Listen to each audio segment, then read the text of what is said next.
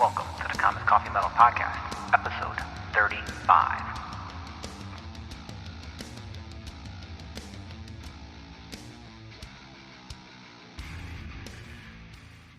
Greetings, everyone. Welcome to the Comics Coffee Metal Podcast. I'm your host, Don Cardenas, and we have a great extended interview today with writer Trace Dean.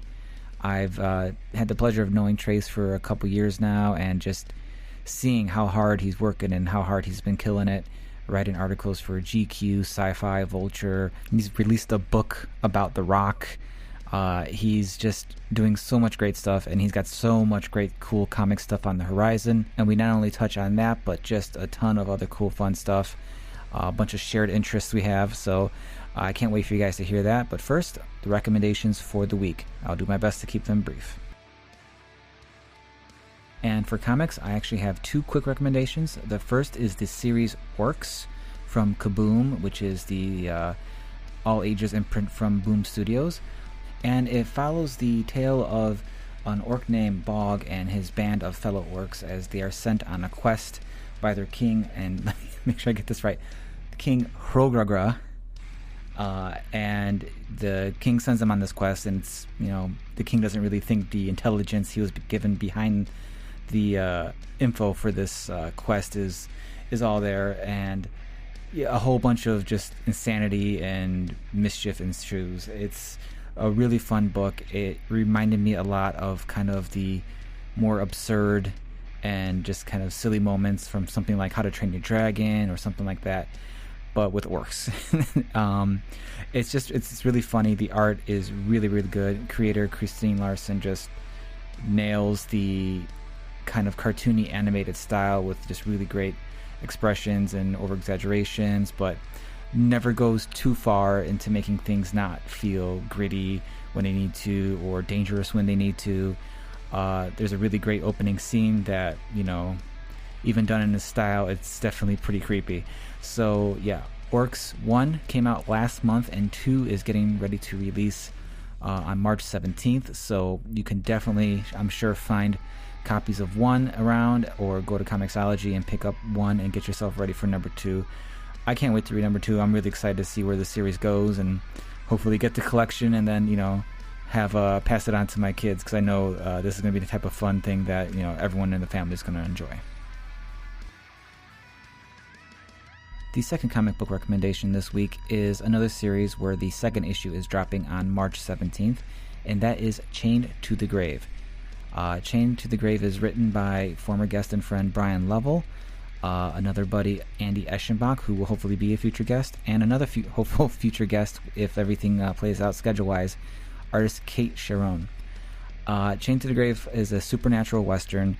It follows a gentleman named Roy who is brought back from the dead, literally chained to his grave for mysterious purposes, which you find out in the first issue, and there's a great twist to it, and it's just it's already kind of like cemented itself into the kind of vibe I would get from like The Sixth Gun and stuff like that, where it's definitely feels like a western, but it's also just got so much crazy elements. And knowing Brian and Andy and their previous work, things are just going to get crazier and crazier from there.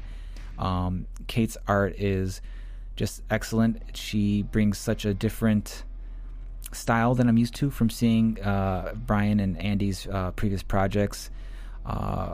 Brian's art can be very gritty and realistic, and Andy's collaborators tend to be in a similar vein, and this is just much more open, much more colorful, and it just adds such a great surreal feeling to the whole endeavor.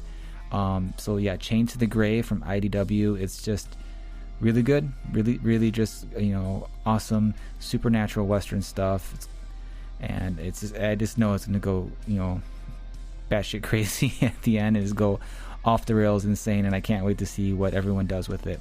It's from IDW, and issue 2 comes out March 17th. I'm sure you can still find some copies of issue 1 or still order them from your retailer. You will not be disappointed.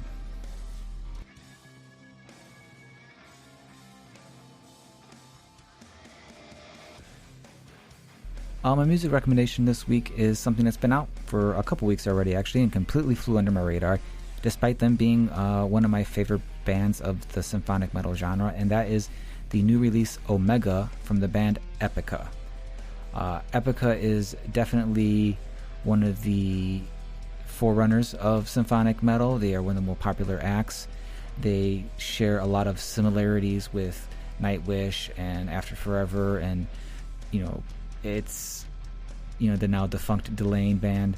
They have a lot of similarities in terms of their sound, but that's like saying all these thrash bands have double bass. It's part of the thing, right?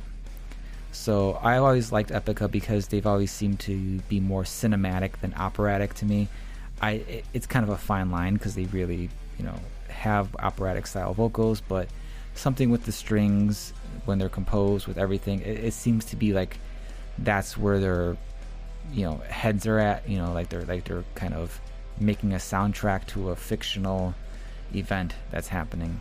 And I'm fully aware that Nightwish, who I consider more operatic, kind of made their own little mini movie for their Imaginarium album. But for some reason, I just consider Epica to be the cinematic side and of the symphonic metal coin.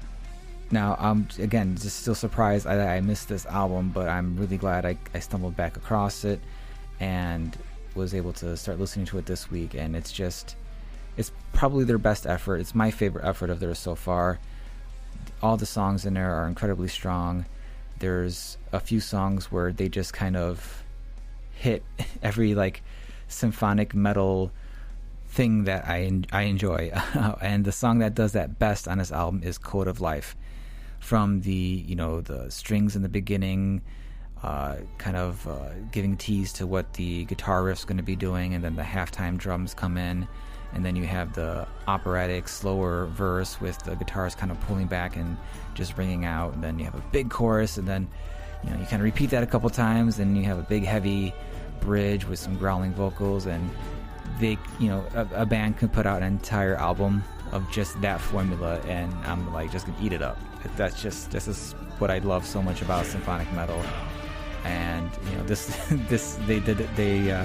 they nailed it for this one for me. So here's Code of Life from the album Omega, and the band is Epica.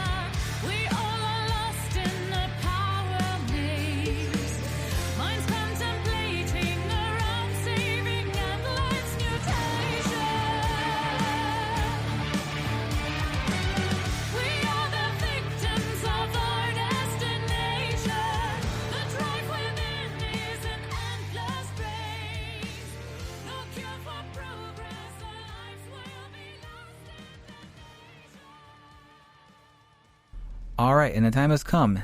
Let's talk to our guest, Trace Dean. Let's go.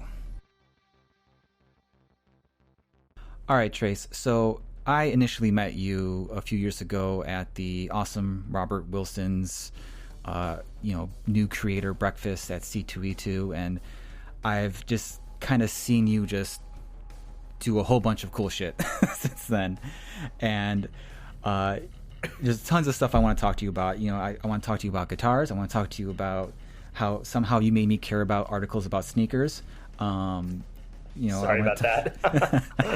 I want to talk to you about running, because that kind of seems to be a thing you've gotten into. But first, before any and all that, Trace, comics, coffee, metal, what are you into right now? All right.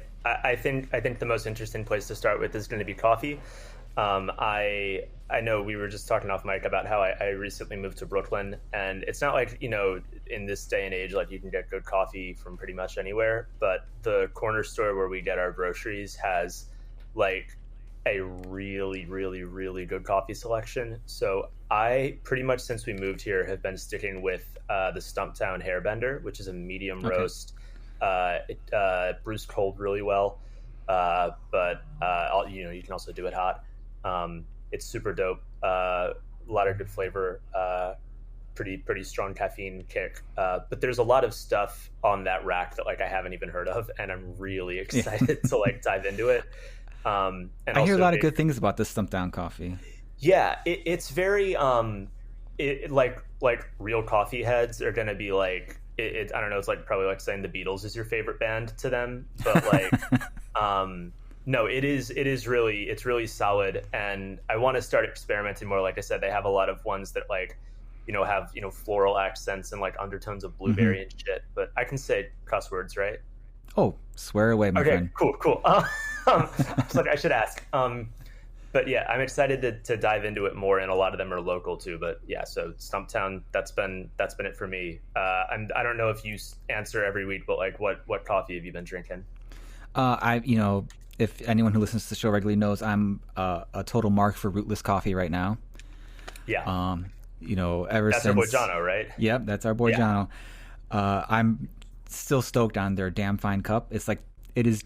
I like the dark in a darker chocolatier roast, but for a coffee I can just drink all day, the damn fine cup is where it's at. We just got another 5-pound bag of beans in. Hell yeah. We had just tried their new roast Coast, which our bud Liana did the art for, and it was good. It's a bit citrusy. That's not nearly my jam. I had to play with the water to ground ratio a little bit, but that ended up being really, really good as well. I've never been disappointed with any of their roasts. Cool. So, it's probably weird to talk about on mic, but that reminded me that when I first moved here, I told Jono, because I'm trying to clear out a bunch of like excess shit that I brought to the new apartment with me. I'm supposed to trade Jono a full Puma tracksuit for a bunch of rootless coffee, and like right around the time I was going to do that, we got hit with just like, you're in Chicago, right? I'm technically North Chicago, but born and raised Chicago. Yeah. Okay. So, but you guys also we got slammed with snow for like a month straight. So yeah, I couldn't leave the apartment. And also, if anybody listening to this ordered an enamel pin from me, they're coming very soon. I only just now am like able to go to the post office. Anyway, coffee's great. Do you drink it black, or do you do cream sugar?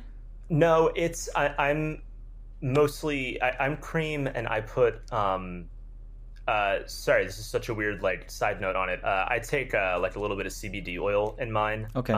Because I'm an anxious person, and it's like the one thing I've found helps mitigate it. But that's got like, the brand I use has a mint taste to it, so it's a good like sugar substitute. I would love to be able to drink it black, but like I started drinking coffee when I was like 13 or something, and my parents just always made it with half and half, and now it's like I kind of just can't. I can't even do like almond milk or anything besides half and half. It's just habitual. I've recently just come off another bout of trying black coffee and trying to limit the amount of sugar and all that I'm doing. And I tried almond milk, and I like almond milk, and I like vanilla almond milk, but just in the coffee, it fought with the coffee too much. Yeah. Then that's someone suggested oat milk, and no. Yeah. No. It just doesn't work. And like, it doesn't.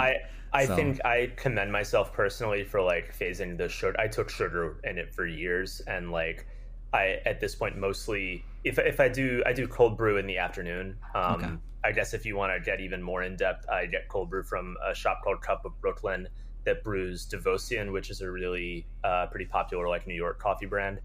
But I'll take that with just half and half, no CBD oil, but I don't know. On the weekends, I'll throw some sugar in. I can do cold with no sugar. Like when I first started drinking coffee, I started drinking coffee like in my mid-20s, so like almost 15 years ago. So I was a big soda in the morning guy or tea, but I in like a standard size, like 16-ounce thermos coffee thing, I would put like 4 scoops of sugar in. Oh, that's a ton of sugar. It's a lot of sugar. So, after numerous, I will say for like the past 5 or 6 years, it's only been 1 scoop. So, but it's much less sugar than I was taking before. But yeah, I wish I could, but I don't really drink cold brew. But I guess my my lifestyle, and that being a parent, half my coffee of each cup of my coffee is hot and the other half's always cold by the time I get to finish it. So I guess I technically have a little bit of a cold brew or an iced coffee at the end of the day. I get it. But yeah, it's so interesting that we're talking about like why when we started drinking it, because I also I guess we don't have to talk about coffee literally this entire podcast, but it's so funny to look back and realize that like my parents suggested that I start drinking coffee when I was in like late middle, early high school or so, because I was always like, I have ADHD and I was one of the kids who got diagnosed with it really young. So I was on, at various times Ritalin and like, I think Adderall and also some like other ADHD medications, and they always had weird side effects. So eventually my parents were like, what if you drank coffee and like maybe that would just get you to like wake up and focus? And in retrospect, that's a terrible way to tell a 14-year-old to deal with like a really mental illness that like, I don't know if you call ADHD mental illness, I don't want to misspeak, but something that's like so drastically affects like school, which is kind of the most important thing in the world when you're that age. Yeah, I think ADHD falls under like a neurodivergent. Neurodivergent, maybe the term. Okay. Yeah, I think so. I'm not 100% sure, but I think that's what it is. As I was saying that, I was like, I don't know what to call this, and I was like, shit. I like neurodivergency. Maybe not the best way to tell like a 14-year-old to cope with it, but like it sure did get me like fully addicted to coffee for the rest of my life.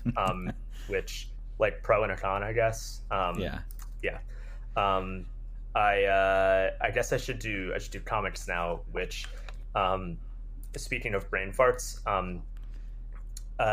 nobody can ask me like what comics I've been enjoying lately without me forgetting every single comic that I've read in the last we can jump to metal, because you're my first guest to actually preemptively say, here's some stuff I've been listening to, and you actually recommended some pretty awesome stuff to me. Okay. I'll bring up This Is Hell. Yes. I wouldn't call it metal.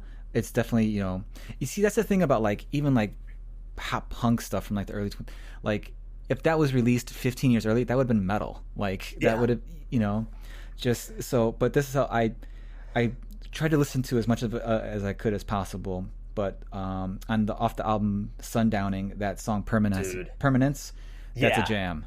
That's a certifiable jam. Like that song rips. I don't quite know like where to start with This Is Hell. And I think it's really interesting. I don't remember if I actually said this to you when I sent those albums your way, but like I love metal, but something that I have always had a lot of trouble with in terms of like discovering music or being a fan of it is sort of like the restrictions of genre and like micro genres and subgenres. And it happened, if I'm being honest, I'm kind of talking all over the place with this, but it'll come together, I promise. The town I grew up in, Richmond, has a really, really prominent like hardcore scene. And so much of the ethos of hardcore, sometimes not the ethos, but like the way people discuss it, comes down to like sort of the subgenres of like melodic hardcore or metalcore or this or that. And sometimes it's just like, I'll say like I'm into hardcore, and if someone says, oh yeah, like what are some of your favorite bands, and I'll say, well, like Minor Threat and Down to Nothing, and they'll be like, well, those aren't really hardcore, those are this subgenre. And once I sort of stepped away from it, which I did probably in like college, just because I had other shit to do and I like wasn't going to shows quite as much, and I was also trying to like Richmond Hardcore is really great, but it also kind of sucks sometimes. So that was when I got into This Is Hell, and it was one of the first times I listened to a band, and I was like, I don't know if this is hardcore, I don't know if this is punk, I don't know if this is metal, I just know that I really like it. And it felt very like I was like, cool, I can enjoy this without worrying if I'm listening to like the right kind of metal or the right kind of hardcore. No, this specific album, sorry, go ahead. No, it can be really daunting when it's just like, especially with getting into the cores And then, you know, just metal in and of itself is just so vast in what can be called metal. Like, you know, I've banged this drum on the show before, where it's like, you know, I love a band like Amaranth, which is like almost dancey, dubsteppy, thick, chuggy guitars with a guy who screams, but it's also kind of like rapping. A guy who can sing like, you know, like a power metal dude, and then a really talented female singer. And then I could also like stuff like, you know, well, just to bring up last episode, the comic book artist Chuck Beebe put out like a black metal album, and it's just like it's all metal, and it's just, you know, it's like, how do you can keep adding these labels to it and all that, but it's just like, I think, you know, in my experience, for the most part, metal fans are like, you know, pretty open-minded in terms of like, you know, what is considered metal. It may not be what they like or not. Yeah. But it's most like, you know, of the metal groups I'm in on like Facebook or interact with people online, everyone's just kind of like, you know, they're either cool with it or they're not, and they don't like try to shit on it or anything like that. Yeah. But I know when you get to the cores, not to like, I'm doing the finger parentheses. Right. And I'm not trying to mock it at all. It's just, I know there's a bit more, you know, personal adherence to what you believe is this core, is that core, as opposed to like, I could call, you know, that band Amaranth, I can call it melodic metal, or I could call it electronic metal or whatever, and no one's going to be like, well, technically it's, you know, it's just going to be. Yeah. But and, yeah, you named the wrong band, the wrong core. Some people are going to be very vehement about their opinion.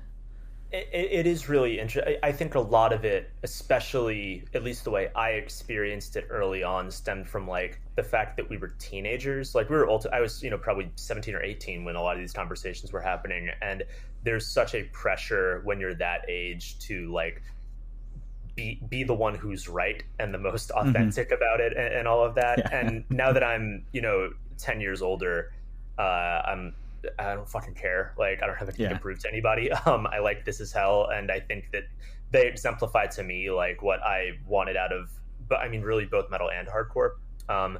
But it is, you know, I'm not going to pretend I'm not a hypocrite, because sometimes, you know, growing up in a city with such a prominent, what I consider to be hardcore scene, this being the sort of hardcore that really ultimately stems from punk.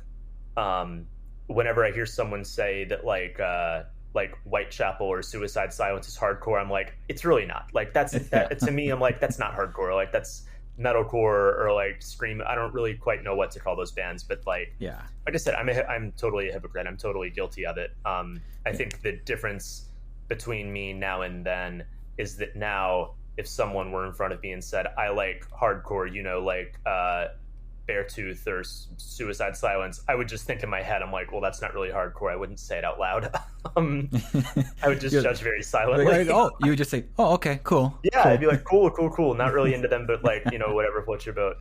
Anyway, sorry, but Sundowning is and it's interesting because I think you're right. Like, it's maybe, that album in particular, I don't know if it's quite as much of a metal album, but the first album of theirs that I got into was Acid Rain, which was I think like second to last album they put out.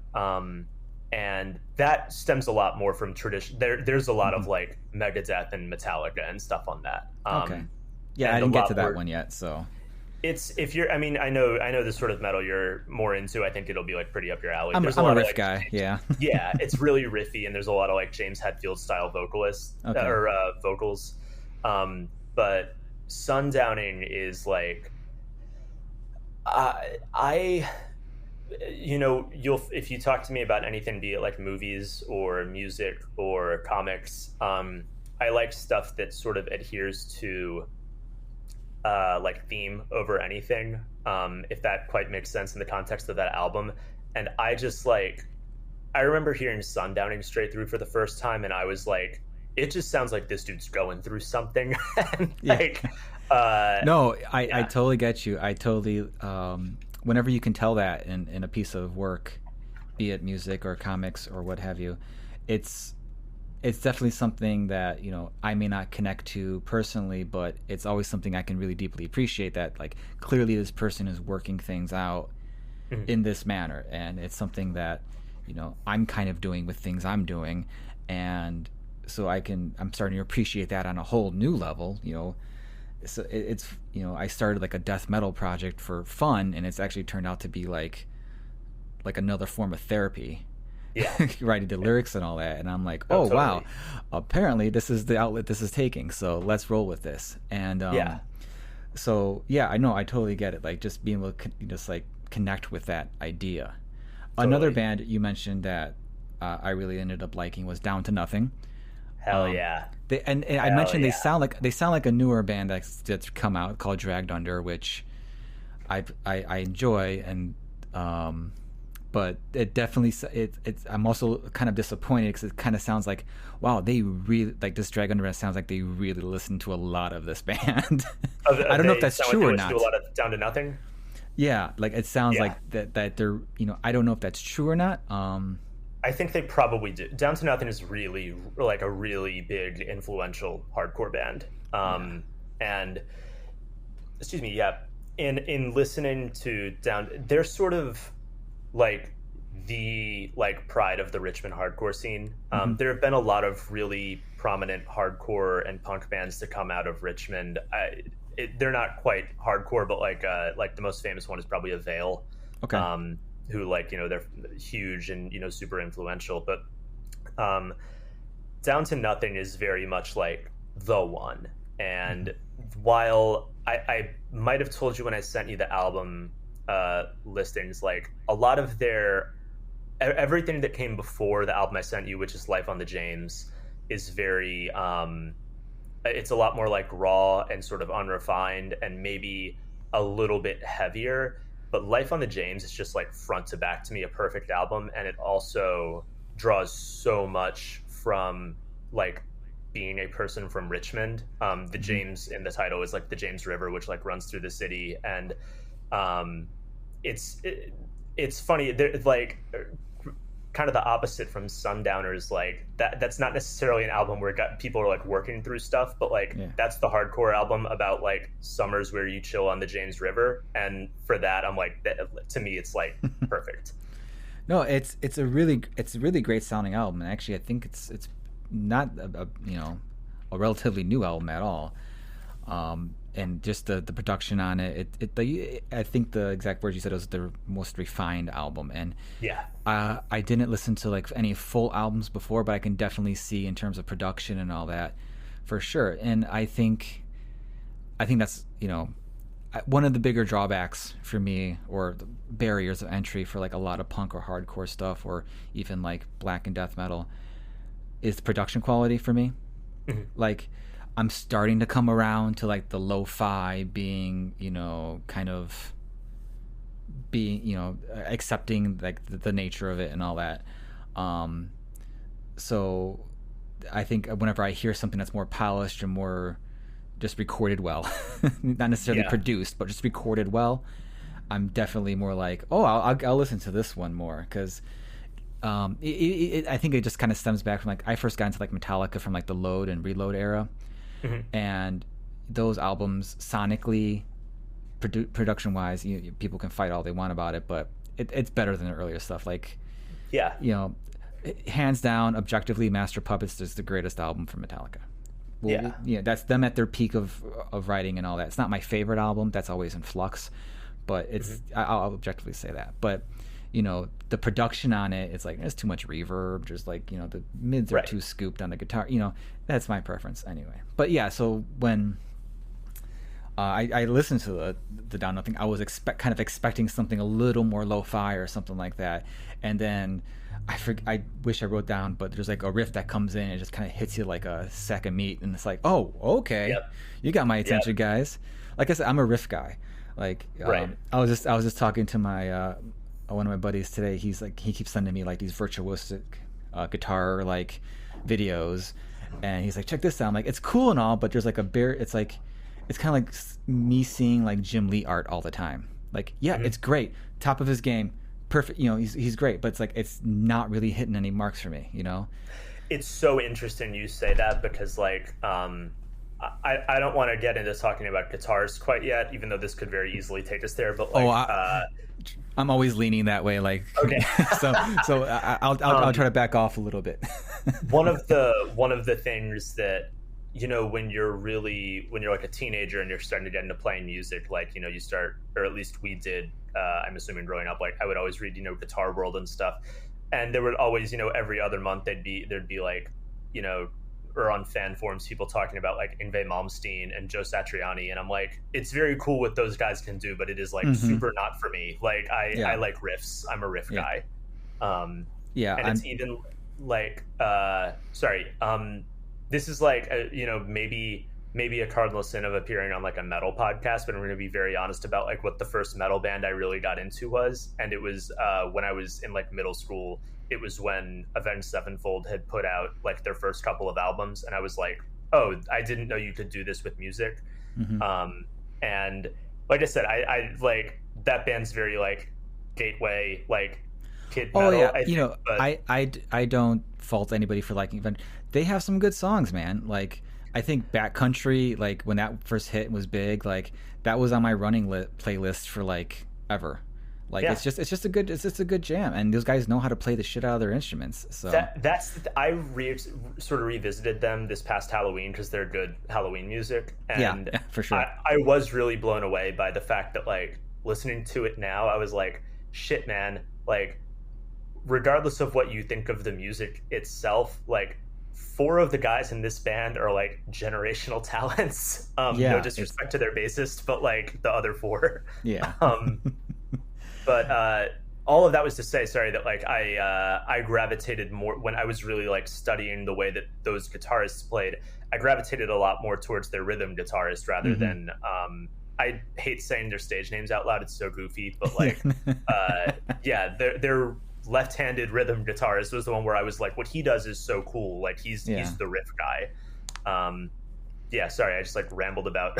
No, it's trust me, like anyone who's listened to the shows is well aware of just, you know, me going on and rambling. So my guests are always infinitely more interesting than I am when they go off. So don't worry about it.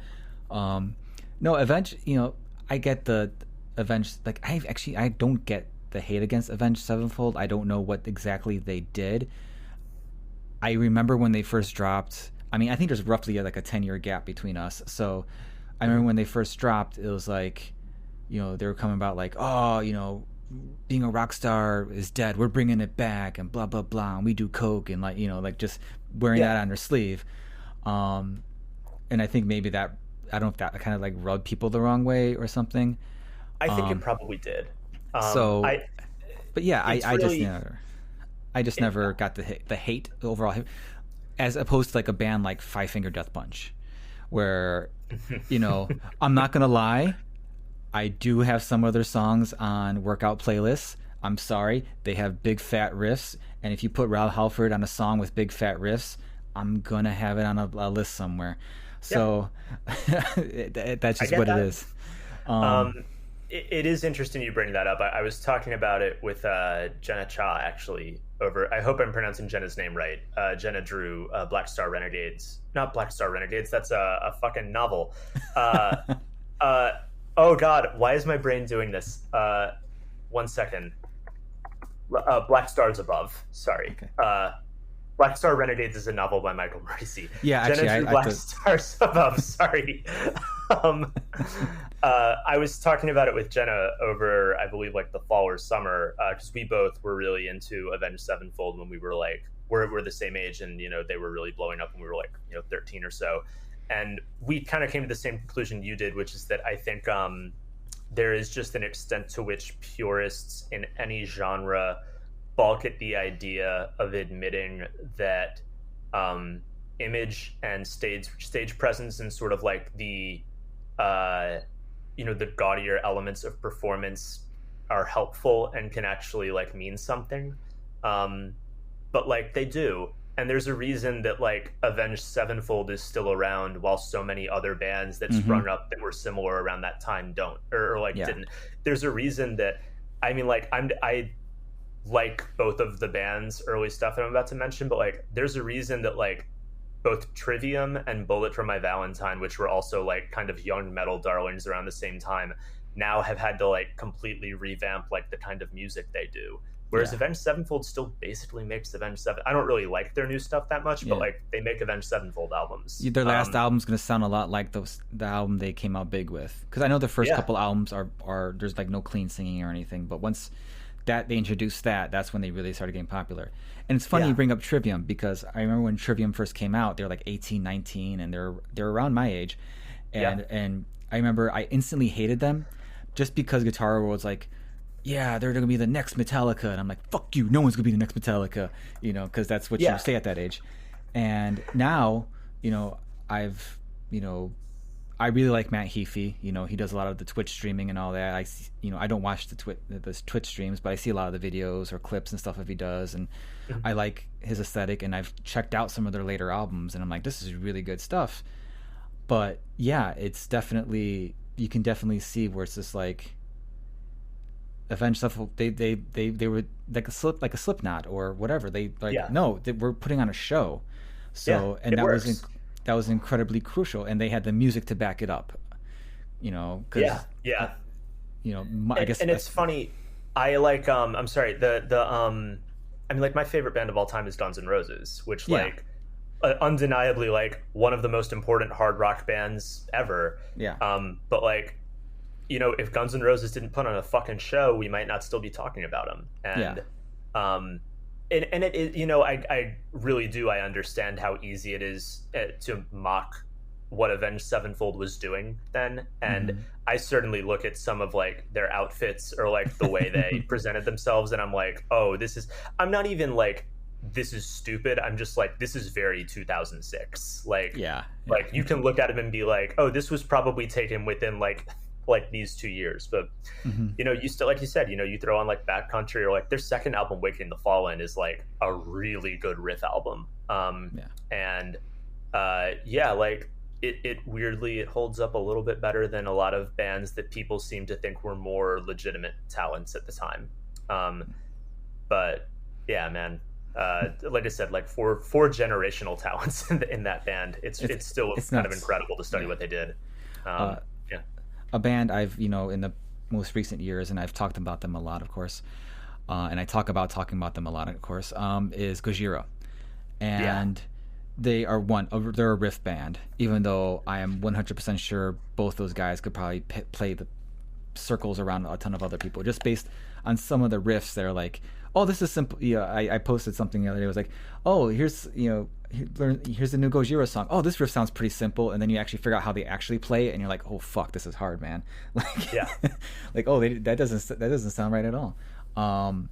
But I watch a lot of their live stuff when I'm working, or rewatch a lot of their live, and it's just like four dudes in black shirts, and just like, of course there's pyro or whatever happening, but they definitely have like that presence where it's like, you just like their bass player, he just goes off. Like he's just like a machine, just the entire show. And it's just like, I was trying to like think like, why, this is like probably why they've become so ingrained into a lot of fans, and they've long been poised to be a big thing, is I think just because they don't have the outfits, they don't have that, but they have the it thing. And but it's also kind of like very similar. It's something like that Trivium, or I forget the other band you named, that kind of Bullet for My Valentine. Like I've seen older live stuff of theirs, and it's like, it's not there. It's not that they don't have that vibrating energy that someone gives off.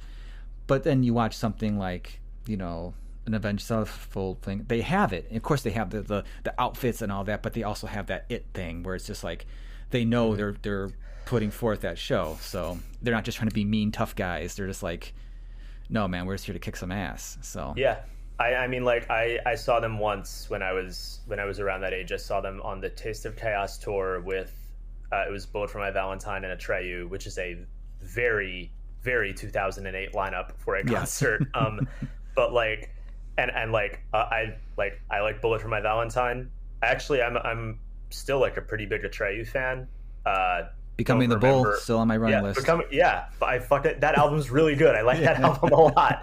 And like I remember Atreyu being really good, but like I do not remember seeing them perform the way that like there are just like mental photographs I have from that Avenged Sevenfold show that are because of the way they put on that show, where I just like it is permanently seared into my brain. And admittedly, I was 15 and very impressionable at the time, and also they were like one of my favorite bands. But like, it works. There's a reason. It just wormed its way in there. They put on a hell of a show, and they're still paying the dividends of all that work they put in. They really are, yeah. So. It's been cool to see. A band that I'm sorry, I want to make a hard pivot, but I just realized like mid conversation, I don't think I mentioned like probably one of my favorite metal bands.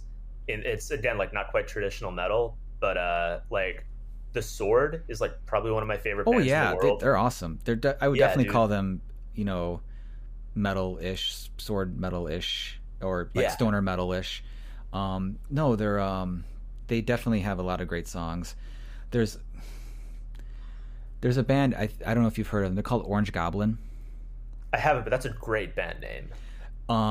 So imagine The Sword, but instead of growing up strictly like on, more Black Sabbath-y type stuff, imagine them growing up with Motorhead and just like the first two Black Sabbath albums. Okay. Okay. The vocals, I'll check this shit out. Orange Goblin, like they were just like a happy accident I found just like roaming around iTunes one day, and I'm like, Orange Goblin. I literally said like that's a cool name. So I just like what is this? And it's like, oh, if you like I think it was this if you like Sabbath, but there's an album Back from the Abyss. It's just a great like stoner like riffy metal album. It's like, but it's not like slow and plodding. It's just like it's I don't drink, but if I was gonna go out partying and drinking, like I'm putting on Orange Goblin and I'm like that? Yeah, it's that. That's sick. It's that. Yeah, and it's funny like this. If there's a genre of metal I tend to gravitate more towards these days, it's stoner metal, which is weird because like I said, I'm like the Richmond straight edge kid. I have a straight edge tattoo. Like I don't smoke, but like I'll like I said, I'll put on like Elder or The Sword and just like fucking vibe. And I love that shit. That's the great thing about like stoner metal or stoner rock or whatever you want to call it. Like it's just this good stuff. Like it's the next best thing to like really good instrumental music. Yeah. Because again, there's like so much instrumentals in between some of the vocals. It's just like, and then it's what I love about one of the things I love about metal. It's just like whatever mood I'm in. I can, as much as I love like Churches or Phantogram or Tegan and Sarah or stuff like that, for metal, it's like, what mood am I in? Am I pissed off? Am I, which is funny because when I'm pissed off, I usually don't listen to metal. I'm usually listening to like some synth pop or something. Yeah, you want to like mellow out. But when I'm happy and stuff, I'm like, all right, where's, I crank up the metal when I can, and when my kids don't tell me to turn it off. No, I totally get it. When they get older. They'll get it. It'll click. My son jams. My son will dance and jam to it, but he's 18 months and he's still very impressionable. He's still developing his taste. Yeah, my almost 5-year-old. She's like, no. Give it 2 years. Give it 2 years. A few times she's like, no daddy music, and I'm like, all right, fine. Baby Shark. I made my parents listen to so much shitty music till I was like, it was really until I like started playing guitar, and which was when I was like 12 or so. Before that, like, I can't believe the shit I made them listen to. So give it time, or just give her a guitar and oh no, they love my guitars. They love, especially my daughter. She loves making sure all my tuners are nice and straight. So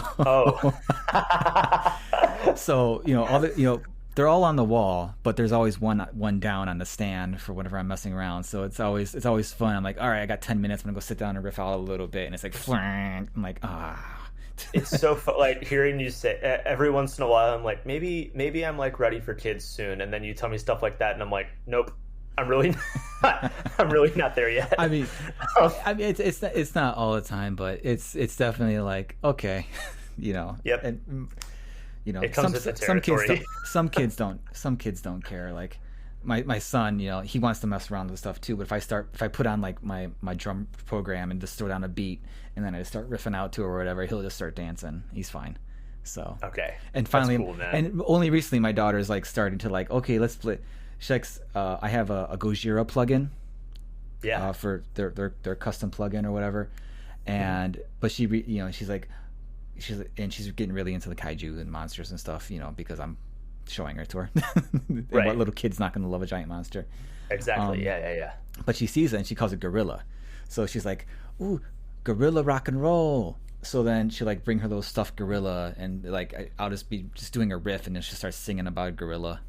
So, you know, one day I'm going to record it and then I'll put it out, and then, you know, I'll It'll be fun. Yeah, I mean, use your kids for internet points. That's what we do, right? You know, that's what you got to do. Yeah, that's how you get a bunch of TikTok followers, or so I have been told. Oh. But yeah, it's funny you mentioned like the way metal can like strike a mood, because like my one like fun anecdote with the Sword is so like, you know, for anybody who like is not familiar with them listening to Sword, their first 4 albums are very like throwback, like Black Sabbath, like old school metal, and it's all each album has a different sort of theme, but it's ultimately just like all about geek shit. Their first album is about the Song of Ice and Fire books.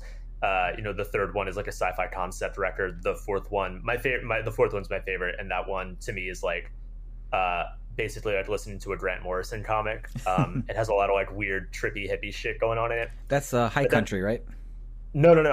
Apocryphon. Apocryphon's okay. the one where, but High Country's the one I'm about to talk about, because when High Country first dropped, I was like, I don't know what to make of this, and I don't think I like it, because High Country, they take that weird, very like synthy Southern rock vibe. It sounds like the Doobie Brothers almost. And for like a year, I was like, this is not for me. And then out of nowhere, I was like, oh, actually, this album's perfect. Like front to back, this album's incredible. It's awesome when it happens, though. It is. It's cool when it clicks. But then like a year after that, they put out Low Country, which is an acoustic version of High Country. And I remember it wasn't that I like didn't like it, but I remember just being like, I don't know like who this is for. And I was like, it's not for me. But as you sort of mentioned at the top, I do a lot of different kinds of writing, both like in and outside of comics. And one of the cool things I do is like I write for websites and publish. I said like one of the cool things I do. It's not that cool. It's like how I. It's cool. Bills. You get paid. Like, you get paid to write. It's cool. I get paid to write about literally anything. And because of that, sometimes I've been like contacted with really cool opportunities. And probably the coolest one was. This is still related to the Sword, I promise. But it was like the end of 2020, and Fox, like the studio, was doing a promotional event to promote that Brad Pitt movie Ad Astra about depressed astronauts. Coming out on Blu-ray. And they were like, what we'd really like to do is, if you can cover it for a website, we'd like to fly you out to Spaceport America in New Mexico for this event we're doing. And I'd never been to New Mexico. Anytime someone reaches out with a travel opportunity, or they did before there was a pandemic, I'll do it. I'll find a way to do it, because I'm like, I want to go somewhere besides my apartment. And not pay for it? So and they pay for it. So like, hell yeah. And I got the assignment picked up, and I accepted the job. So I'm on East Coast time, so they fly me out to New Mexico it's like 8 p.m. my time or something. When I got there, and it was a long flight, it was like 11:30 p.m. So I'm already like exhausted and jet lagged. I had to wake up at 5 a.m. to get on this bus to take us, because we landed in Albuquerque, and then we drive like 2 hours out to the middle of the desert, because that's how far away from like life you have to be to launch a rocket. And did a bunch of cool panels. It was fun. We start driving back to the hotel at like 5 p.m. or 4:30 p.m. or so, and it's December, so the sun's like already going down, and we're in the middle of the New Mexico desert, and I am exhausted and jet lagged out of my mind, and I like my internal clock is totally off, and I am just like in a truly like delirious state. And we're driving through the desert as the sun is going down, and it's truly like one of the more breathtaking places I've ever been in my life. It is just it is. I remember thinking like, if we're close to Roswell and like this is where the aliens landed, I get why. It has that vibe to it. It's so hard to put into words, but it is just like a very strange kind of like magical place. And then I was like, let me listen to Low Country, and I put on Low Country, and I was like, oh, this is why they recorded Low Country. And it was perfect for that specific experience. And every time I listen to it, I think back, I'm like, God, that was like one of the coolest 24 hours of my life. But I specifically think about just like being on this bus and like riding through like the New Mexico desert as the sun was going down, and just like being in that kind of hazy, delirious state and listening to that album. And it was perfect. It was one of my favorite experiences with a metal adjacent record I've ever had. That's awesome. That's really awesome.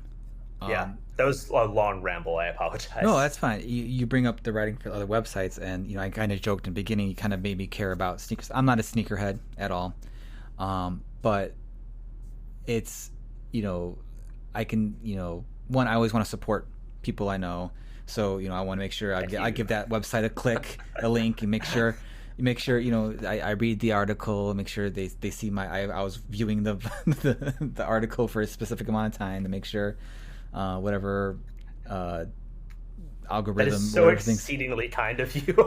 I try to do that. I try to do that with people. Like I try to make sure, like even like the comic shop in Chicago that I don't go to regularly at all anymore, but I still love the guys, Challengers Comics in Chicago. I still get their weekly newsletter, so I always make sure just to open up their newsletter and look through, because they're putting forth the effort to send it, and I don't have the heart to say like I'm not getting comics every week. Even though I before the pandemic, I would stop in like every few months or whatever to pick something up. I still get my Richmond comic shop's newsletter every week, even though I haven't lived there in like 4 years. I want to support people any way I can. So, but I started getting like into like this. I didn't realize I knew nothing about like sneaker drops and all these. That special app that's out there. It's sneakers. Yeah. Oh, it's cursed. But the thing about, go ahead. Sorry. Go ahead. One thing that interested me the most was like I don't know if this is something relatively new for you, but I've only fairly I guess within the past year or so seen you post a lot about it. Is you've gotten into running, or you've gotten back into, or you've always done it. You just never really talked about it, but. I think it was after a couple of your running shoe articles, I started really noticing that you're really getting into that. Running is something that I have a love and hate relationship with, because I hate running, but it is also the most effective form of exercise a human being can do for the time. Unfortunately, Yeah, if they have a different exercise, I was like, hey, if you do this for an hour, you'll burn more calories than running. I'm like, sign me up, man. Like, yeah. But if only, man. Mostly as a joke, but running is very helpful, and it's a great chance to listen to music and stuff like that. But was running something recent for you to get into, or? So it actually was, and it really does. It is like the one useful intersection with sneakers. For anybody who's like unfamiliar, I write about sneakers for a bunch of different websites, probably most notably GQ, and most of what I write about is like the stupid side of sneakers, because I cannot stress this enough. Like, sneakers are fucking stupid. I have video on right now, so like terrible thing to like point to for an audio medium, but like I have like pairs of sneakers on a shelf behind me, and I like really hate myself for it. It's stupid. They look nice though. Like I can appreciate them really aesthetically. Cool. They're really cool and fun. I'm not gonna lie. Hey, things can be really cool and fun, and also incredibly stupid. Like they can all do that. It is. I always like stress that whenever someone is like, hey, like I'm thinking about like starting to like collect sneakers. I'm like, don't, like it's like you should, but like don't do it. I sound like the scene in Walk Hard where Tim Meadows is like, yeah, you don't want to do this, do we? He's like, weed's fucking great. You don't want it. Anyway, but like the one genuinely like I think the reason I've stuck with it, and the reason that I still feel pretty strongly about it, is because there are those rare moments in sneakers where they can genuinely, like, I don't want to sound like self-important about it, but like they can help people. And I think the most notable version of that is, I know Twitter was very abuzz recently about Nike debuting the Go Flyes, which is a shoe that, like, it doesn't have laces. It has like an axle function. You stick those your are really foot cool. in. And obviously they're like cool to look at, but like the reason those are really cool is because, like, for people who like perhaps have like trouble tying their shoes, for like, I'm now drawing a blank, I don't want to use the wrong word, but like anybody with like any sort of like physical ailment or disability, it's like huge. And again, if I'm using the wrong terminology to any listeners, I apologize. So I got into running because of a shoe like that. Brought it around. See, I wasn't just rambling. I've always really, for the last decade or so, I've been a person who takes fitness pretty seriously. I lift weights, go to the gym a lot. I'm really big into boxing. That's kind of like my pride and joy. It's my favorite thing. I hated running, and one of the reasons I hated it, aside from the fact that it sucks and nobody should do it, is I've never had great knees. It's always made like leg day at the gym difficult. I can't really do like heavy squats. It's not an injury. They're just like, they're not great. But Nike debuted this shoe in 2019 called the Joyride. And the Joyride, it's not made for like marathons or anything. It's really made for recovery, but it's got a sole that is filled with a bunch of micro beads. So it sort of feels like running on sand, and it ostensibly takes a lot of the pressure off of like your knees and your ankles. And I went for a run for the first time. I have a working relationship with Nike because of like the work I do, and they invited me to an event where they let a bunch of riders test the Joyride, and I was like, oh, like I can actually run in this shoe. And I kept running in that shoe, and then they put out another one very shortly after called the Infinity React that is designed to basically help prevent injury. It's very like, they've got the science to prove it. It like runners who use it are like, it improved the ratio of like recovery and the lack of injury by like 50%. Wow. And so, yeah, it was a really incredible innovation. And I was like, great, I will, maybe try running in these for a while. And, I still don't have great knees. I still have to wear like knee sleeves. And sometimes I've like over the summer in 2020, I like strained my meniscus a few times, which was very scary. But like I run in like real actual normal running shoes now. And sneakers are very much like why I was able to do that. I know that wasn't quite the question you asked. But it's interesting to me because, I've, again, I mentioned I've kind of love-hate relationship with running, but, the shoe technology is always something, because I'm a heavy striker with my feet. When I'm not a light guy. I'm, like 210, 5'7" in the morning, 5'6" by night. With my height, I'm not a light guy. So, when I'm, so shoe technology always fascinates me, especially when it's like, for recovery, because I've had lots of shoes where like my knees aren't terrible, but walking upstairs, I sound like I'm grinding grinding up some gravel in there. It's not painful. As my doctor says it's fine. There's no real. It's just, it is what it is. But it's just like, over the summer I strained something. I overdid it. So I was like, man, I need to find some new shoes. Scary. Yeah, it's just because you're just hobbling around everywhere. But it sucks. But yeah, I'm interested in the shoe technology and the ones you just mentioned, because it's just like, maybe I should look into that, because I have my thing about runners and shoes. It's just like anything else. Like, people get their preferences and then they just kind of stick with it, and sometimes you stick with it a little bit too long. Because enough things change, incrementally over time with the designs or the fit or whatever. Like, I had to do that. I used to run in a certain kind of New Balances, and it was perfect. But then they changed it enough to where it wasn't working for me, so then I had to switch to Saucony and then Brooks, and then now I've never given Nike their fair shake with the running shoes, but I think mainly because I think it was just more of like, oh, Nike's just kind of like overall thing. They don't really specialize too much. Right. And then I think I was just being a little bit elitist, saying like, no, this is a specialty running shoe brand. And it's like, no, you're just being. I get it.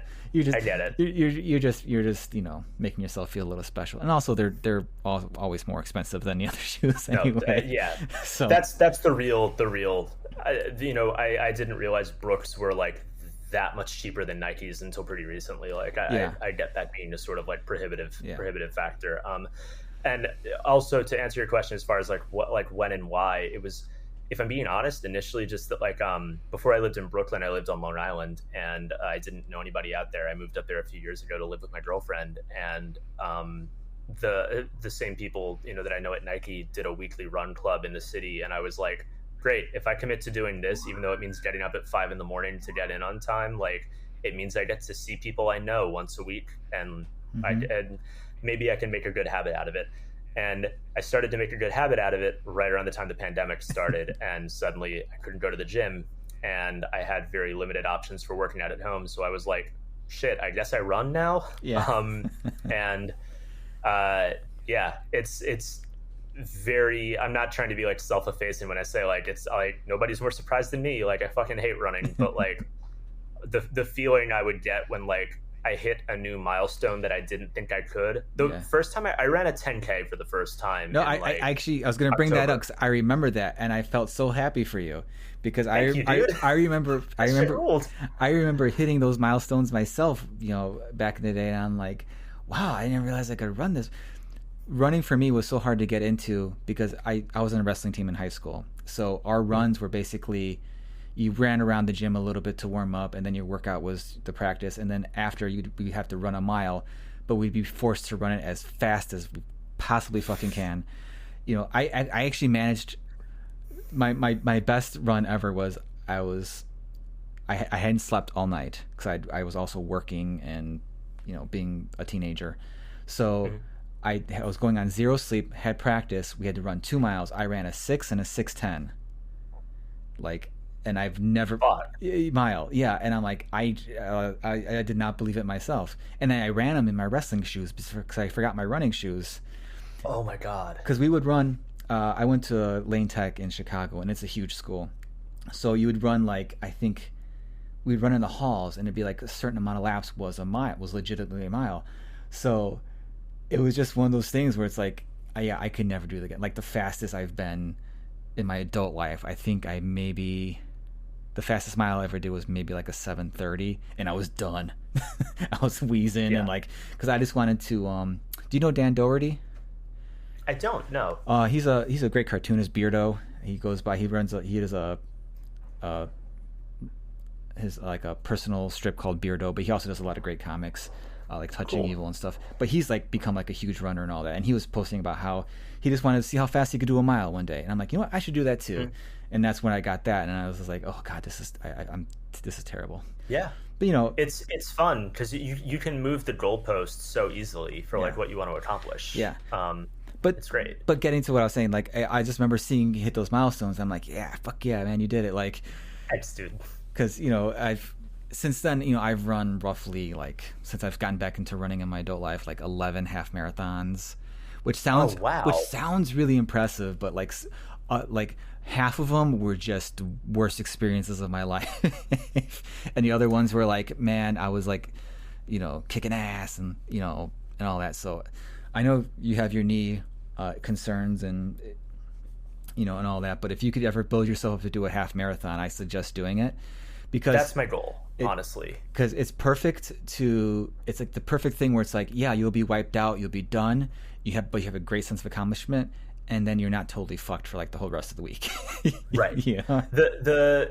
I was working up towards, I think, my goal by the end of 2020, before we started moving and my time got so like thrown off. I was going to try to hit 10 miles before the end of the year and do a half in 2021.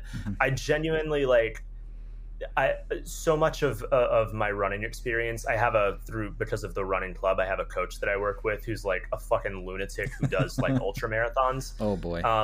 and I'd always be like, I don't know, maybe I want to run a 10K, and she'd be like, sure, you're gonna run longer than that eventually, but like I really do draw the line at a marathon. Like I don't want to do that.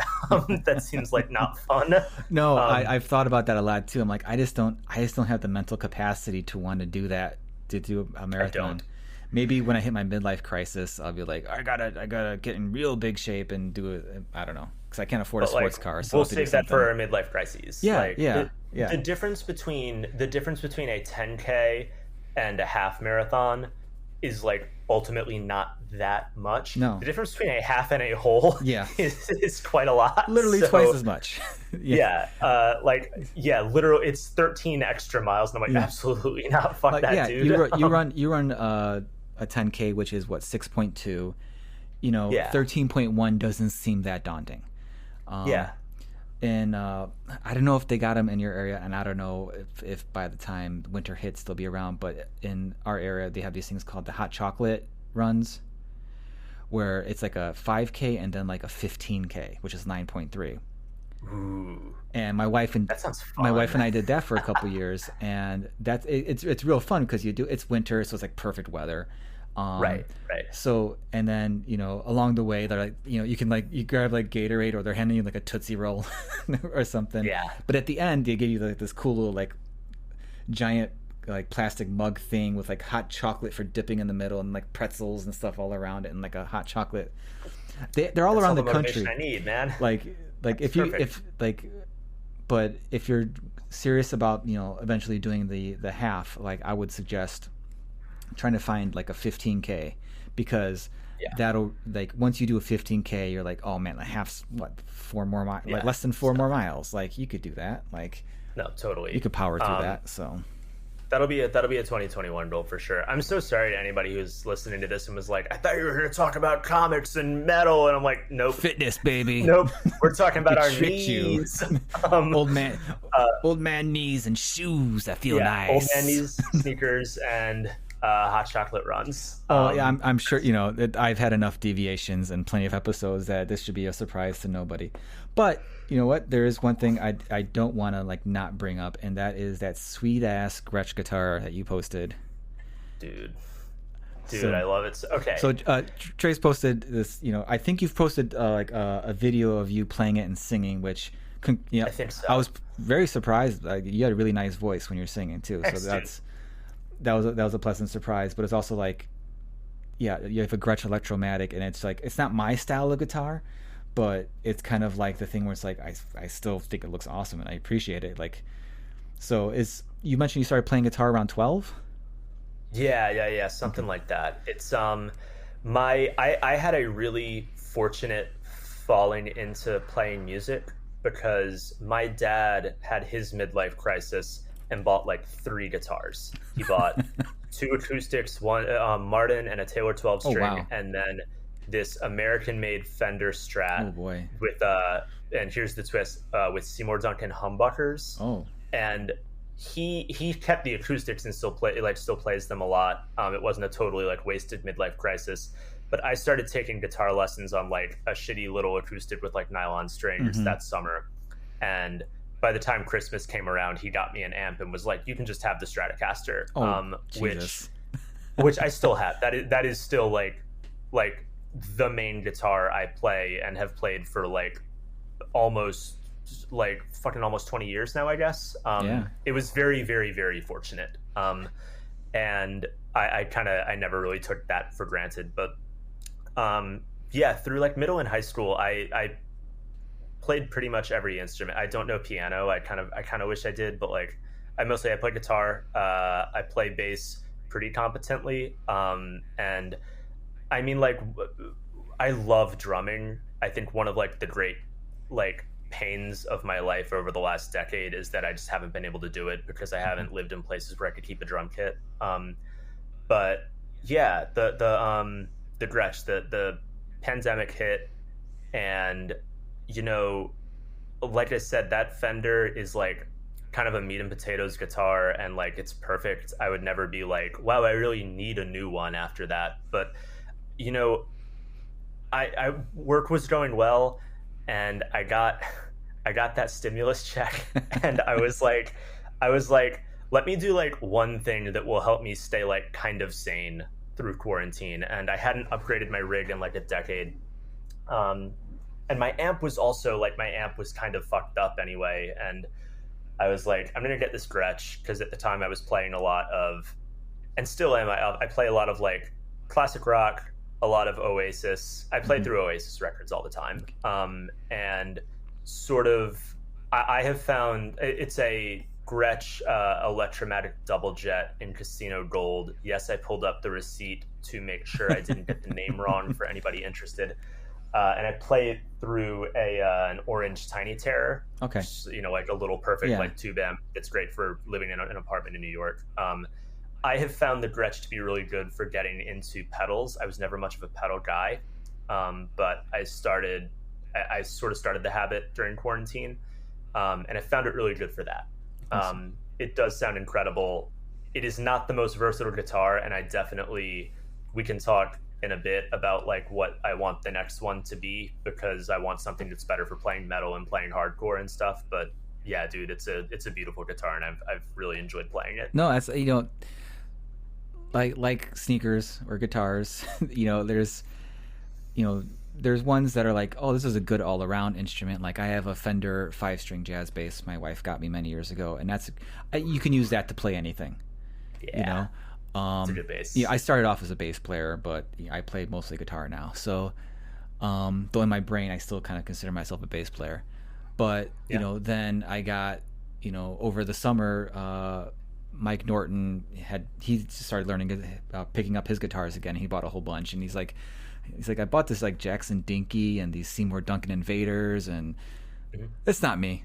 Like it's and it's a very like metal guitar. It's entry level, but he's like, hey, he gave me like a stupid deal on that and the pickups, and I'm like, wow. Yeah, I'll take it. The pickups are the real deal there. Those Invaders are wild. Well, I don't think he'd care if I say it, but he sold me the guitar, just the JS22 Dinky. I think that's like a $200, maybe $150 guitar, and the pickups for $50.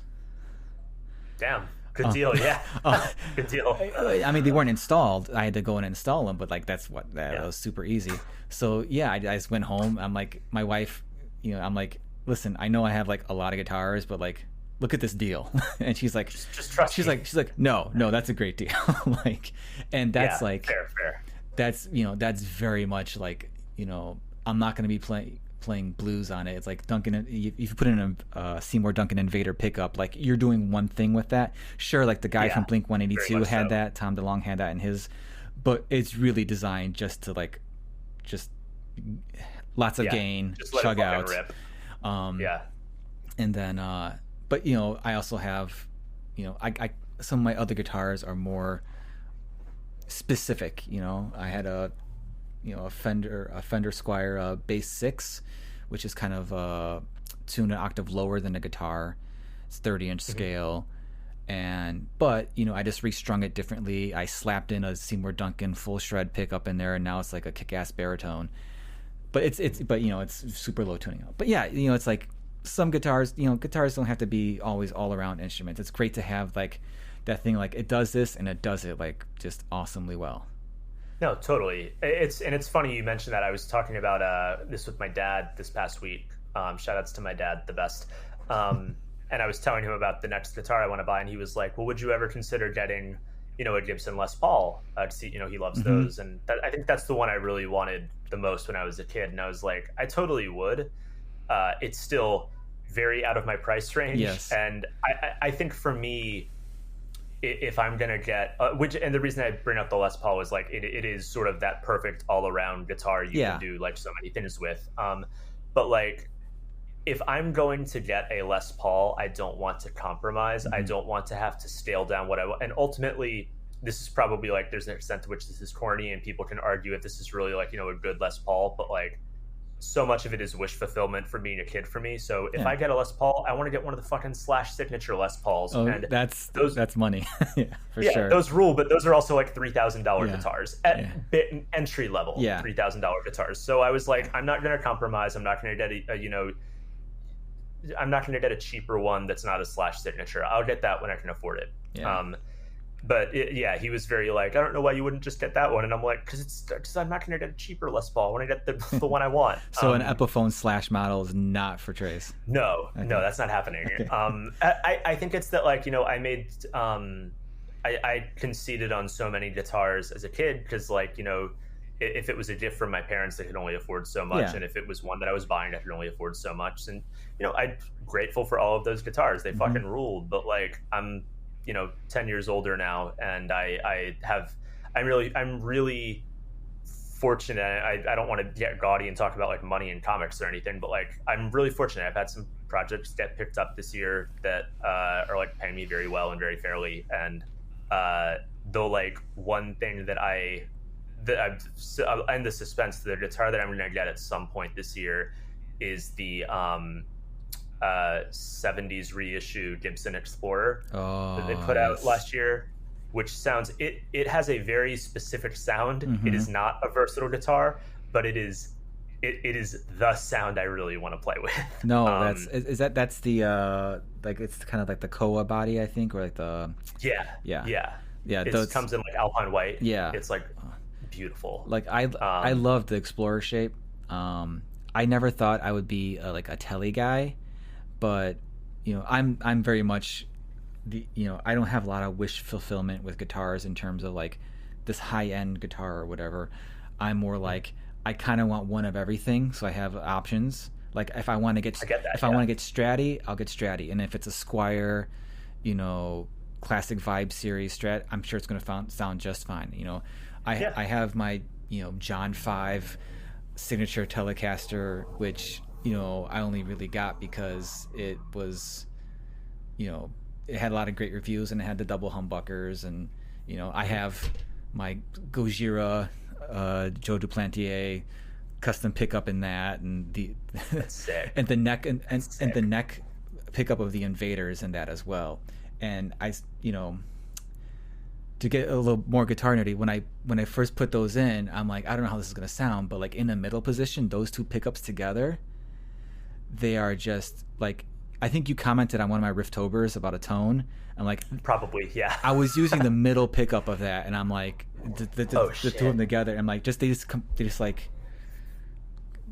just as a singular guitar tone, it was just like, wow, this is like a meat hammer. And so yeah, I get what you're saying though about the wish fulfillment thing, because like if I had to stop and think though, I really don't have one. It's just more like, yeah, I would like a butterscotch Tele, I would like a nice Daphne Blue Strat or something like that, but it's a sickness with all of us, whether it is the wish fulfillment or the gotta get another one. Like even basses, like between my Ibanez bass that I've had for almost over 20 years now, or I have an acoustic bass, and I have a Fender American I'm about to pull it up and show you, even though my camera's not on.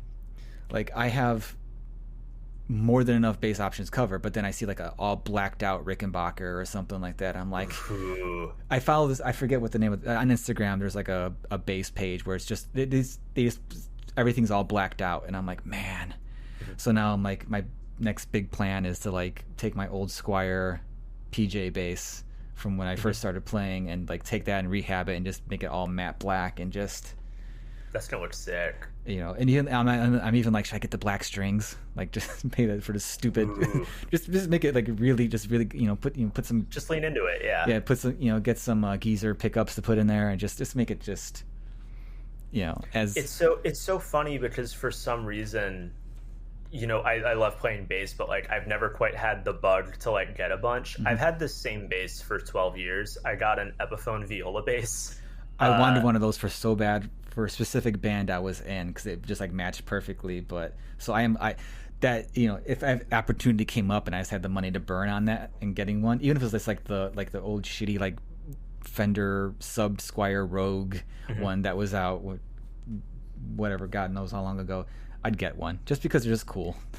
They're really cool. And dude, here's the thing, like I have sometimes, because I've played it so much throughout like college and living in different apartments and stuff, and sometimes you like, the biggest benefit of that bass has just been that you can play it without an amp, and I haven't always had room for a bass amp in the apartments I was living in. So sometimes like you can just take it out and it's got so much reverb that like you can play it straight and it sounds great. And that's like a really stupid, shitty reason to not want another bass, but like it's been so much of a like, I don't know, it's like it's been doing fine this whole time. And like yeah, I love that thing. That's kind of like the wonder of, you know, well, I like talking to other guitar players and musicians because we all have that kind of thing. Like you know Dave Jordan, right? Yeah, buddy Dave Jordan, he was on the show before. He's a great guitar player. He's getting really into pedals now, and he's starting to assemble his own guitars. He's why I've gotten into pedals. Yeah. So it's like, you know, I don't have a rig.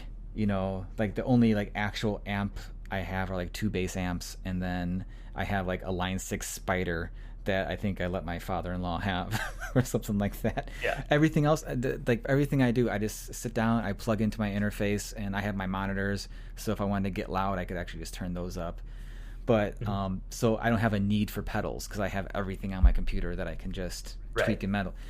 So I think that's where my attention goes to, like, well, I can't afford really high-end guitars. Those are never going to be within reach for me unless I like win the lotto or something. And so like looking at just like high quality budget guitars or like modding projects and stuff like that, that really satisfies the tinkerer brain in me, you know. Yeah, totally. But it's also like the more attainable goal for me. It is, and it's really interesting because, you know, I look at pedals now as a reason to sort of like not buy more guitars, I guess, if that makes sense, because it is like chasing the perfect sound. Yeah. And finding a way to do a lot with a little, or sometimes a lot with a lot. You know, I know people with crazy pedal boards, but like even just I really did. I never had pedals as a kid because I was mostly playing like I never really played in metal bands. I played in a lot of like punk bands and a lot of pop punk bands, so I just kind of played straight into my amps. And that Fender is, like I said, it's got like perfect sound. I never really needed anything else. But no, the first one I picked up was a few months ago. I got the formerly the Ryan Adams signature reverb and chorus pedal. It has been redubbed the Space Invader. Let me be very clear, fuck Ryan Adams. But I remember a lot of discourse about like, what do I do with this pedal now? Like, because it's a great pedal. What they did was so fucking cool though, because it's so funny. I was when I realized that was the pedal I wanted, I was so conflicted. I was like, I don't want like something with Ryan Adams' name on it, like on my pedal board. Like I was a big Ryan Adams fan for a long time. I have like had to deal with those emotions. I don't need the reminder. And then I saw that you know, I was looking up the Ryan Adams ones on Reverb, and they were like, you know, almost $300. And I was like, I'm not paying for that. And then I realized that the company who made it, one second, JHS. JHS basically put out a statement that were like, we're discontinuing the Ryan Adams pedal. We're going to make it under a new name. Also, if you ordered the Ryan Adams pedal and want it repainted, send it to us and we will repaint it for free. And I was like, what an incredibly like cool, classy way to handle a very uncomfortable situation. Yeah, I hear a lot of great things about JHS pedals, and it is incredible. So. It's a wonder. I like I said, I've never really like been a pedal guy, but I've started to play with chorus a lot more, and like, dude, it sounds so good. And it's also that I've got a Soul Food overdrive, and like it was like great. So I don't need guitars that meet these needs. I've managed to get this sound out of my like cool little Gretsch now. And I don't think I'm ever going to be on the level that Dave is. Dave's pedal boards are like insane. Yeah, but like, and Dave actively gigs and stuff like that. So you know, he's got the he's got more of a, you know, I guess a quote unquote legitimate reason to you know, try some things and experiment. So, but yeah, I think like I want to get a phaser pedal, and there's a muff pedal that Black Mass, a boutique pedal distributor, just put out called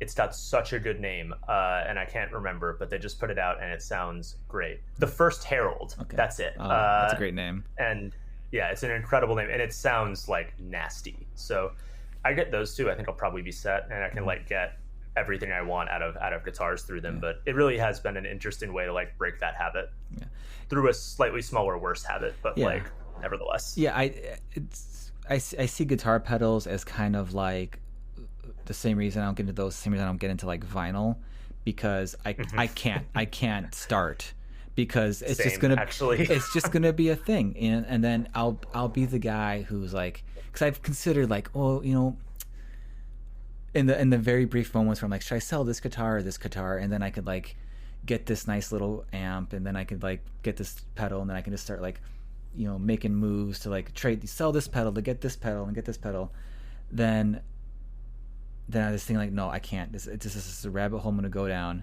because I'm like, what kind of, I actually mapped out what kind of pedals I would want. I'm like, oh, you definitely need an overdrive. I said, but then you want a big fat nasty fuzz. Then it's like, okay, and then you're definitely gonna need a chorus, probably a delay, and then it's just like it just exploded, and I'm like, all right, all this stuff is available to me, and I think decent quality and good enough quality on my computer. I'm not playing any gigs. I'm not exactly gonna be playing, you know, super loud volumes with an amp. You know, like I rarely like play loud. It's all in my headphones anyway. Right. So.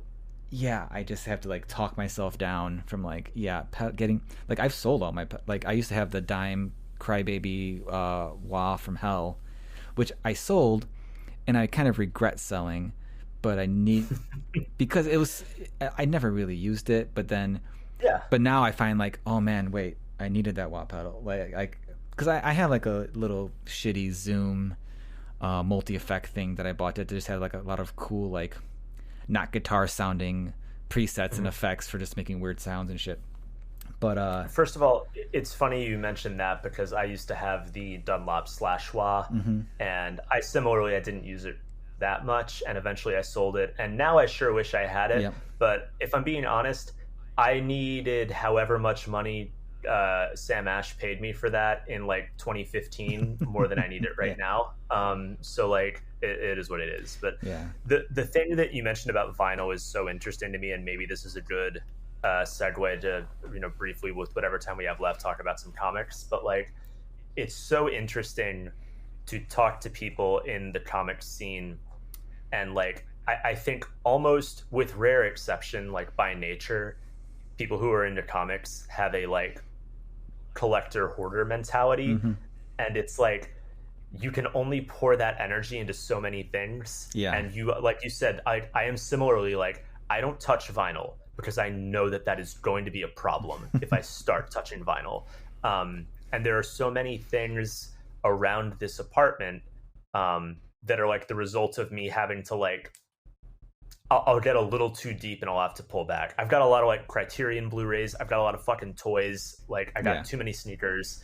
I've had to really work on divesting my need to like hoard some of that stuff. And so like my comic collection is next to the desk I'm recording at right now. It is one long box and two short boxes, and I kind of wish it was smaller. I've had to really get good about like, you know, if I pick up 7 comics on a Wednesday and read them, even if I really like them, once the limited series is done, once the authors run, once the creative team's run is done, I find something to do. I give them away, like spread the love, like let somebody else read them and enjoy them.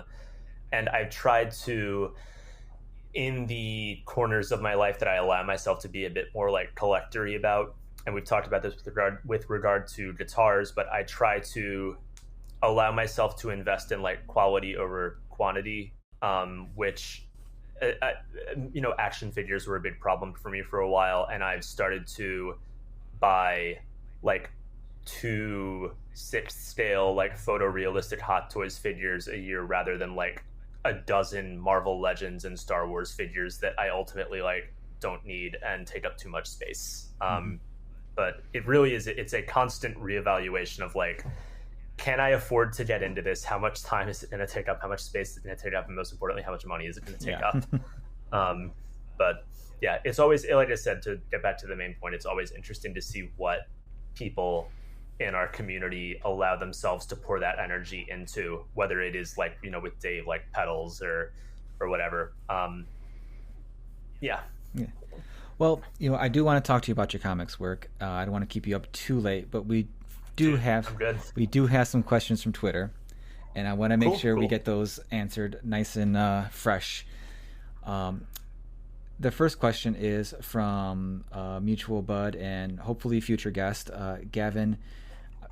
I was gonna mispronounce his last name as a joke because he has how to pronounce it in his Twitter, but I like Gavin too much to do that. So, Gavin Guidry, he wants to know, and I had to Google this to see what he's been talking about because please feel free. I had to before the show. So, Siakam, washed or super washed? So for those who are unaware, Gavin is referring to Pascal Siakam, one of the star players of my beloved 2019 NBA champions, the Toronto Raptors.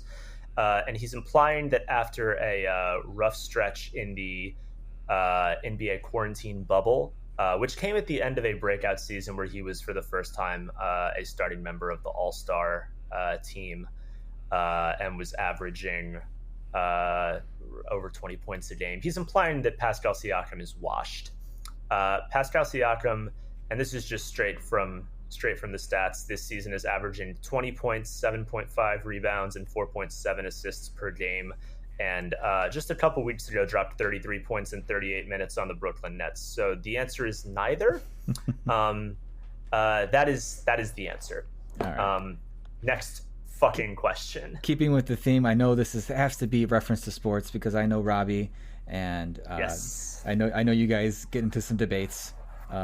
It's always fun watching my mutual buds just get into debates about sports. Like, I'm not like sports ball. It's like I like sports. I don't really watch it though. Like, I like playing sports more than watching it.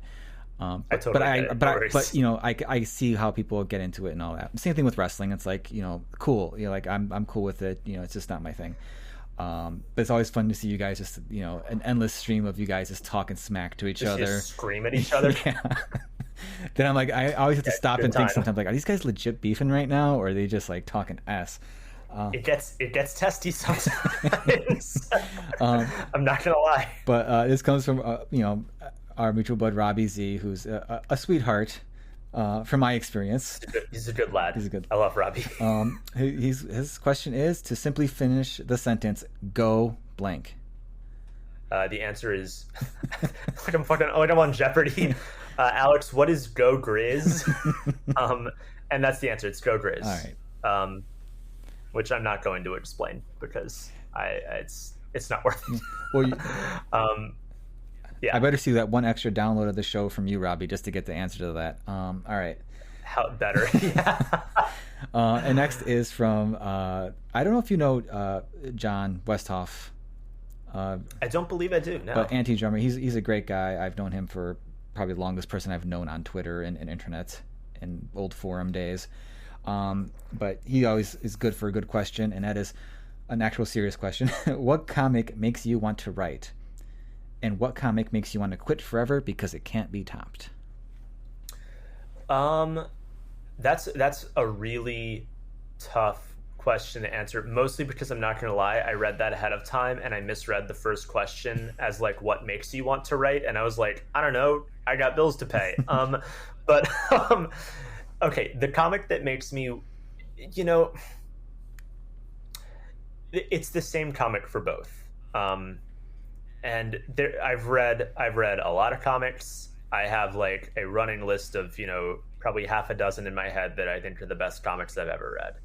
But the comic that ultimately makes me want to write and makes me want to quit because it'll never be topped. I need to be very clear. I understand where people come from, and I understand why people praise certain works that way. I don't find myself intimidated by comics often. I find myself inspired by great work. I don't often find myself being well, there's no point, it's been done. The only one that really gets me like that is my favorite comic of all time, which is Scalped by Jason Aaron and R.M. Guerra and a few other artists who did really incredible fill-in issues and arcs. I know it's not What's the way to put it? I'm not going to be like, oh, it's not actually the best. Like, I think it's the best comic. It's not often an answer that people bring up, but that comic is like kind of everything to me. Both in terms of like what it means to me, but also in terms of like if you say like, why is Stalped great? And I'm like, because Stalped is about everything. Stalped, like, it's like Hamlet. You can look at Stalped and read the whole thing, and like, there's no wrong takeaway from it. It is so, there is such depth to it. There is such complexity to it, and it's the thing that like, I read it at this really pivotal time in my life or my time as a comic creator. I had been pursuing comics as a craft and a career for probably about 3 years or so. And I was in college and I had gotten an internship at Marvel for the summer, which is like, it was summer 2013. It was kind of the moment that that comics really started to like seem like a possible career path for me. And like 2 weeks before I left, I was working at my local comic shop. I had just moved into a new apartment with like no furniture. I was like grocery shopping for myself really for the first time. I didn't have a meal plan. And I just remember I would like go to work, and then I would come home and the owner would let me like borrow a different volume every day. And I would read the next volume of Stalped in my like empty apartment, sitting on like a lawn chair. And I remember finishing it and I was like, oh, I don't think I knew what to me like the high bar for what I could accomplish with a comic was, but I read that and I was like, oh, that's the high bar. I can go into this internship knowing what I want to try to achieve one day, even if I don't think I ever will be able to. And I still don't think I'll ever be able to. I think that's a perfect comic. I think it's a damn fine answer. Thanks, man. I have to put.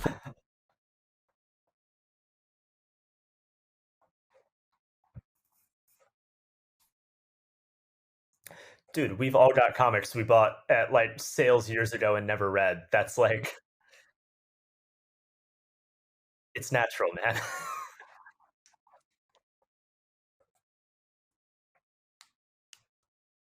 That's a good ratio, honestly. That. But yeah, I it's one of those series. I'm like, oh, whenever I'm looking at my shelves and I come across, I'm like, I gotta start that. I gotta start that.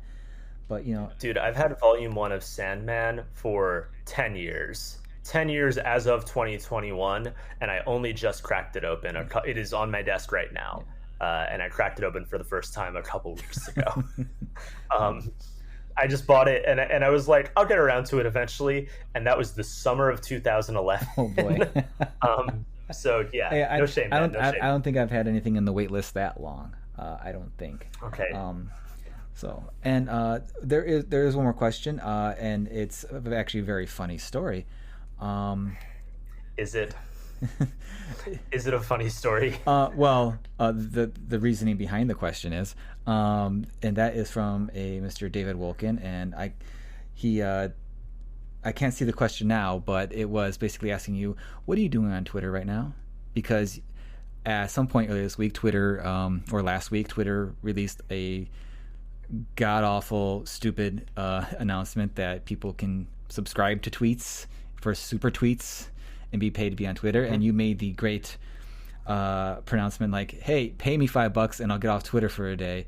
And yeah, the super log off. And yeah, the super log off. And you got some money, and I commend you for that. Like, I wish someone would pay me $5 a day to stay off of Twitter. That seems worth it to me.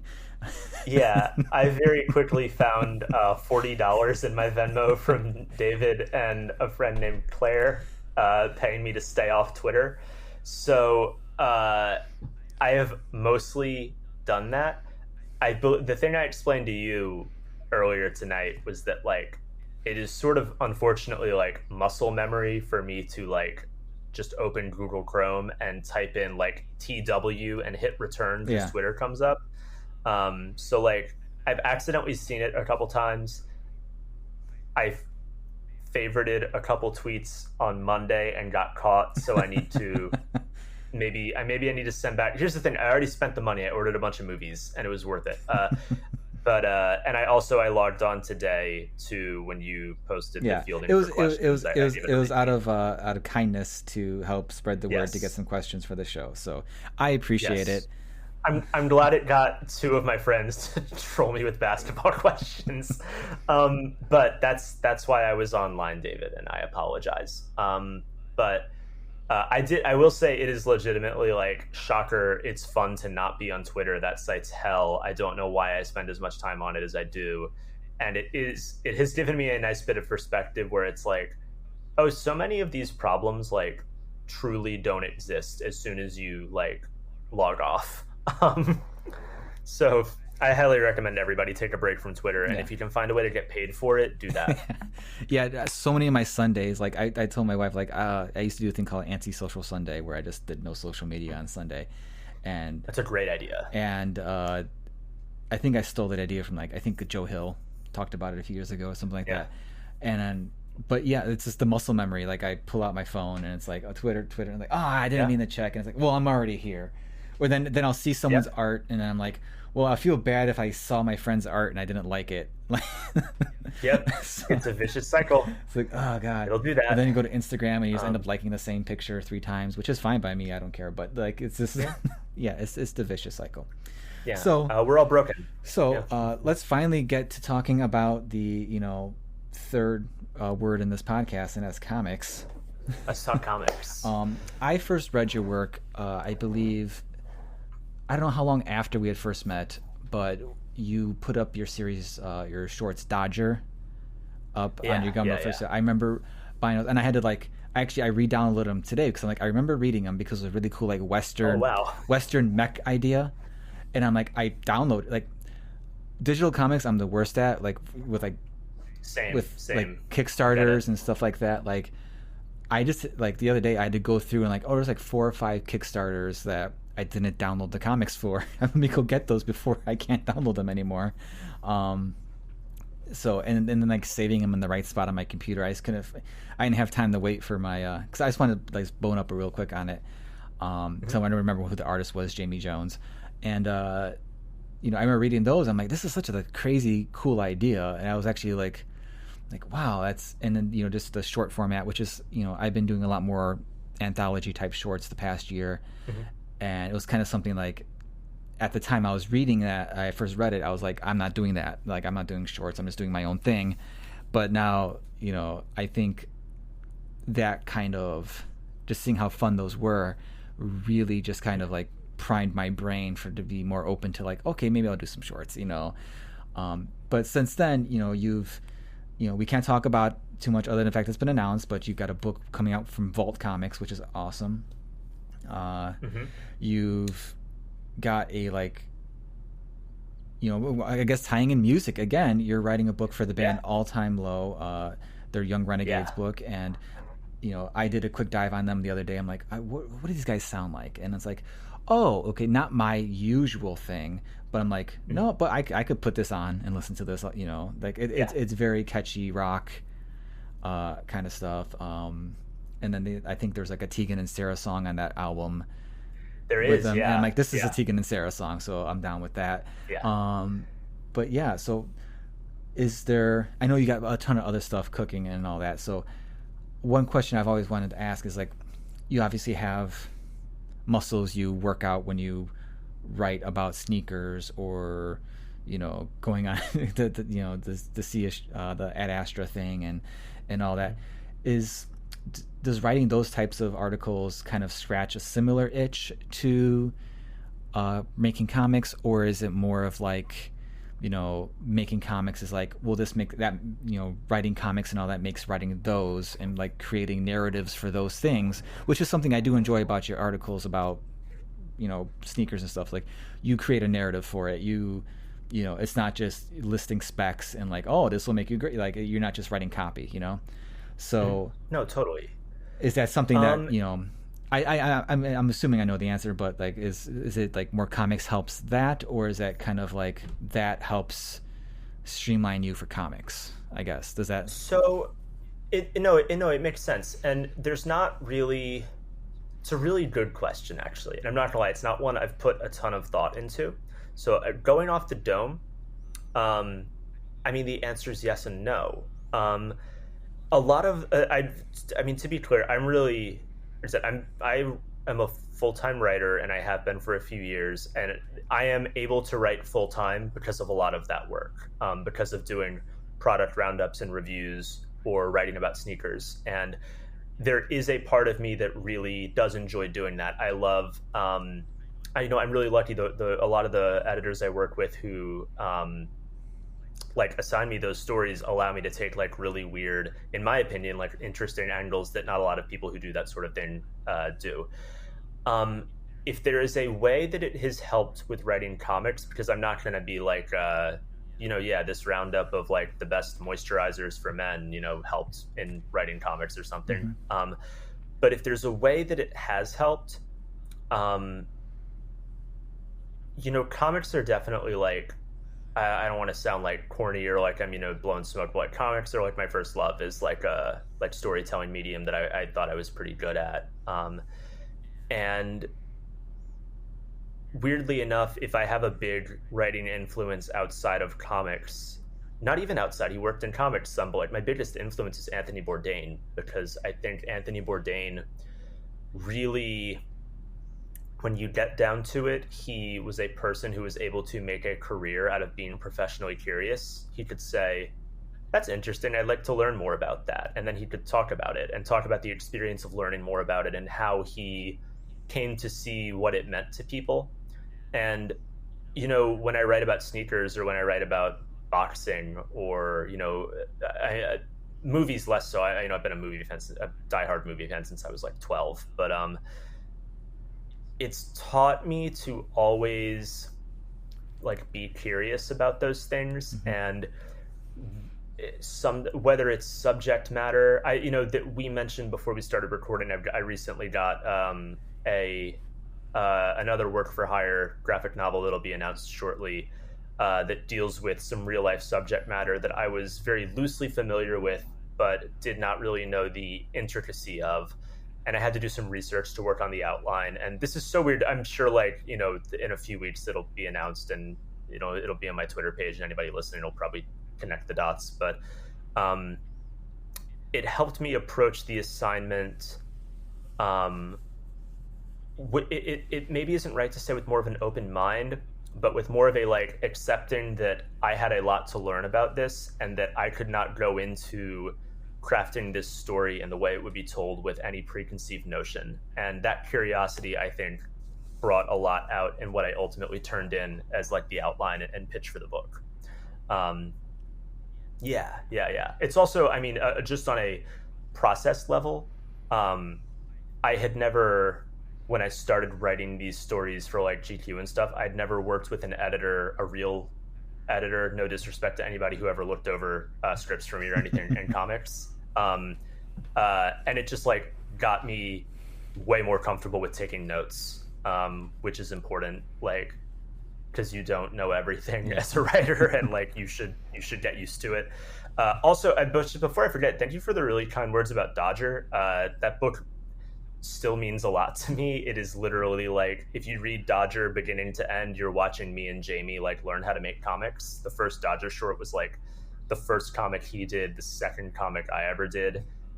So it's literally like watching our education in real time. We did like 100 pages of it in 2 years, and it remains like, obviously there are elements of it I look at now and I'm like, oh, that sure is like the third comic I ever wrote or whatever. But like, it's like very special to me, and we keep meaning to like revisit it at some point, and we will eventually. It just we haven't had the time for it over the last couple of years. But no, thank you so much for the kind words. It was really fun, and you can tell, and it's not, I'm not saying this is a negative, you could tell you guys are cutting your teeth, and for me, seeing that kind of stuff is fun, because my first book, Pax of Low Country, that's like almost 200 pages of me. I had done a few shorts before, but this is then me like, oh, let's do a 6-issue miniseries with like a double-sized finale. Like, that's you literally see from like the first issue to the last issue, I'm literally like learning everything about making comics, from lettering to coloring to pre-press and doing all that stuff. So I can appreciate when I can spot that with someone else, because I had noticed with the Jamie's art, I'm like, I see the first one, I'm like, okay, you know, it's a newer artist, and I'm not disparaging him at all. But I'm like, but I see like glimpses of like, oh, I see where he's like, he figured that out. And then just the refinement of his art and your writing over the course of it was just like, okay, yeah, these guys are like, you know, because the first ones, yeah, you can say like, it's sure like the third comic I wrote, but they were never bad, first of all. So thank you. Yeah, they're all entertaining. And again, the idea is really killer. I think just like a Western with mechs, you know, like mech suits. Like that's just like that's the thing that's aged the best. I'm pretty jealous of that. Like that idea. I'm like, that's just like a really sweet idea. Yeah. That's the idea being, if I like, not to toot my own horn, but like just that general premise being as good as it is why I want to like go back and do more with it one day. Yeah. But it's so interesting because like we really were with every single one of those stories and like the volumes they came in, we were both trying to challenge ourselves to do something new with every single one. And you look at, you know, not even to speak to like what I was doing with it, every time we did a new Dodger volume, Jamie was like, let me completely change the way I draw. Like, let me try something completely new, because he was still trying to find what ultimately worked as his style. And it was really interesting to, you know, I have like, of the Dodger stories, there are a couple where I was like, this, and this are like the ways you should draw. They're the ones that work best for you. But, you know, the moment that Jamie, I think, clicked the most as an artist, quick, you know, shout out Jamie Jones is like a fucking mega talent and like one of the best buds I have in comics. And, you know, I wouldn't be making them without him. But if you look at the work he's done since then, most prominently on his creator-owned book, The Baboon, which he self-publishes and does through Kickstarter, and Quarter Killer, which is a Comixology original that he did with Vita Ayala and Danny Lore. The style that is most prominent there, he actually cracked on the Joey Ryan comic that we did. Joey Ryan is a piece of shit, uber canceled wrestler, pro wrestler who like, the less said about him, the better. Before all of that happened, we were hired to make a comic for him. And I only bring up Joey, again, apologies, he's a piece of shit, but because like of what Jamie did on the book, we had to make it on a really tight deadline. Like really, really tight deadline, like a month to write it and finish it, art and everything. And Jamie was like, because of the time constraints, I'm going to draw on a smaller page. He was doing 11 by 17, and he scaled down to, I don't know the size. It wasn't 8 by 10, 9 by but it 12. was like a little bit bigger than 9 by 12. I think it might have been 9 by 12. Okay. And he suddenly just like, he also just didn't have time to like fuck around and experiment. And the pages he did for that book, despite depicting a piece of shit pro wrestler, I'm so sorry, everyone. You can't, if you don't own that book, you can't. If you don't already own that book and you're listening to it, you can't get it. Like, we took it off. Credit to the publisher where it's due. As soon as the news broke about Joey, they were like, cool, so this is never being sold again. They like took it off Comixology and stuff. But it's just so concise and so clean and so like no bullshit. And he's managed to inject more like personality and like experimentation into his work since then. But everything he's done since the Joey Ryan book, you can draw the line and see like, oh, this all extends from what you learned making this. It's more interesting for me to talk about Jamie than it is me. With Dodger, I was mostly just like experimenting with archetypes, and every book was just a challenge to see like, you know, there's like a collection of silent short stories we did, and one where we were like, let's do some where there's no action sequences. And the first like 22 page one we did, the goal was literally like, hey, can we finish a 22 page comic and stuff like that. So, and we did, it worked. No, it's easy to, you know, point out the growth of others and all that, because you never want to come across as like, trying to chuff yourself up or anything like that. But it's, you know, it's not that it's not, but it's also that's not true. That it's not true that you grew a lot, and you know, we're in, you know, this interview is taking place in the very fortunate space where you have something you can talk about, but a bunch of things you cannot talk about. Right. Which is fine, because we sure as hell managed to fill the time. Yeah, So, absolutely. but the And all-time low Young Renegades, that's the thing you can't talk about. And yeah. has that been, Um, how's that experience been working with a band and kind of bringing, I guess, did they like come with you with like a general idea? Was it's like based off the album, I guess, or was it like a concept? Sort of, yeah. And then, Um, because I remember you were talking a that's little bit of been that on Twitter, yeah. like to the fans of All Time Low, like it's gonna be kind of like it's not gonna be exactly probably what they might think, but it's also not gonna be, they're also really gonna dig it or something like that. So Yeah. So this process has been like really interesting, and I know we've been talking for a while. I don't want to keep you up too late, so I will try to be like as short as possible with it. I was presented with the opportunity to work with All Time Low late last summer, um, and I loved All Time Low in high school. They were like a really big pop punk band that was like blowing up at the time. Um, I I always worry when I talk about this book that I sound like, I don't know, like when Ryan Reynolds was cast as Green Lantern and he had to be like, oh yeah, I've always been a fan of yeah. Hal Jordan. Yeah, Oh, he's the Clips best. page, Hal Jordan, he's Yeah, great. which like my fucking yeah, like looks at note on hand like Hal Jordan. I always loved his fucking the way he has a power ring. Yeah. I never want to sound like that. But I really did. I loved All Time Low growing up. I like there's a group of friends I grew up around where like some of our fondest memories are like waiting outside of their shows so we could get in and like get up at the barrier. Um, and as you do with so many bands you listen to in high school, I had sort of fallen off with them. I because of I can say this now, like because of the path that so many pop punk like Warped Tour bands take. I think after like 2012 or so, I just kind of assumed I was like, they're probably like not doing stuff that I'm into because most pop punk bands have like 3 good albums in them at best. And but I still had a really soft spot for like their early stuff, and I got approached with the opportunity to work with the band, and they came to me with some, I would say, like very loose ideas of what they wanted to do.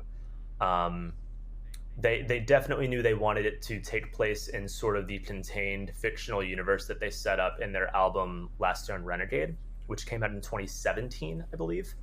And when I say fictional world, I mean both if you listen to that in comparison to any of their albums, it's very different. It has a lot of like synth, it's a lot more pop, whereas a lot of their other stuff is very like pop punk and guitars and stuff.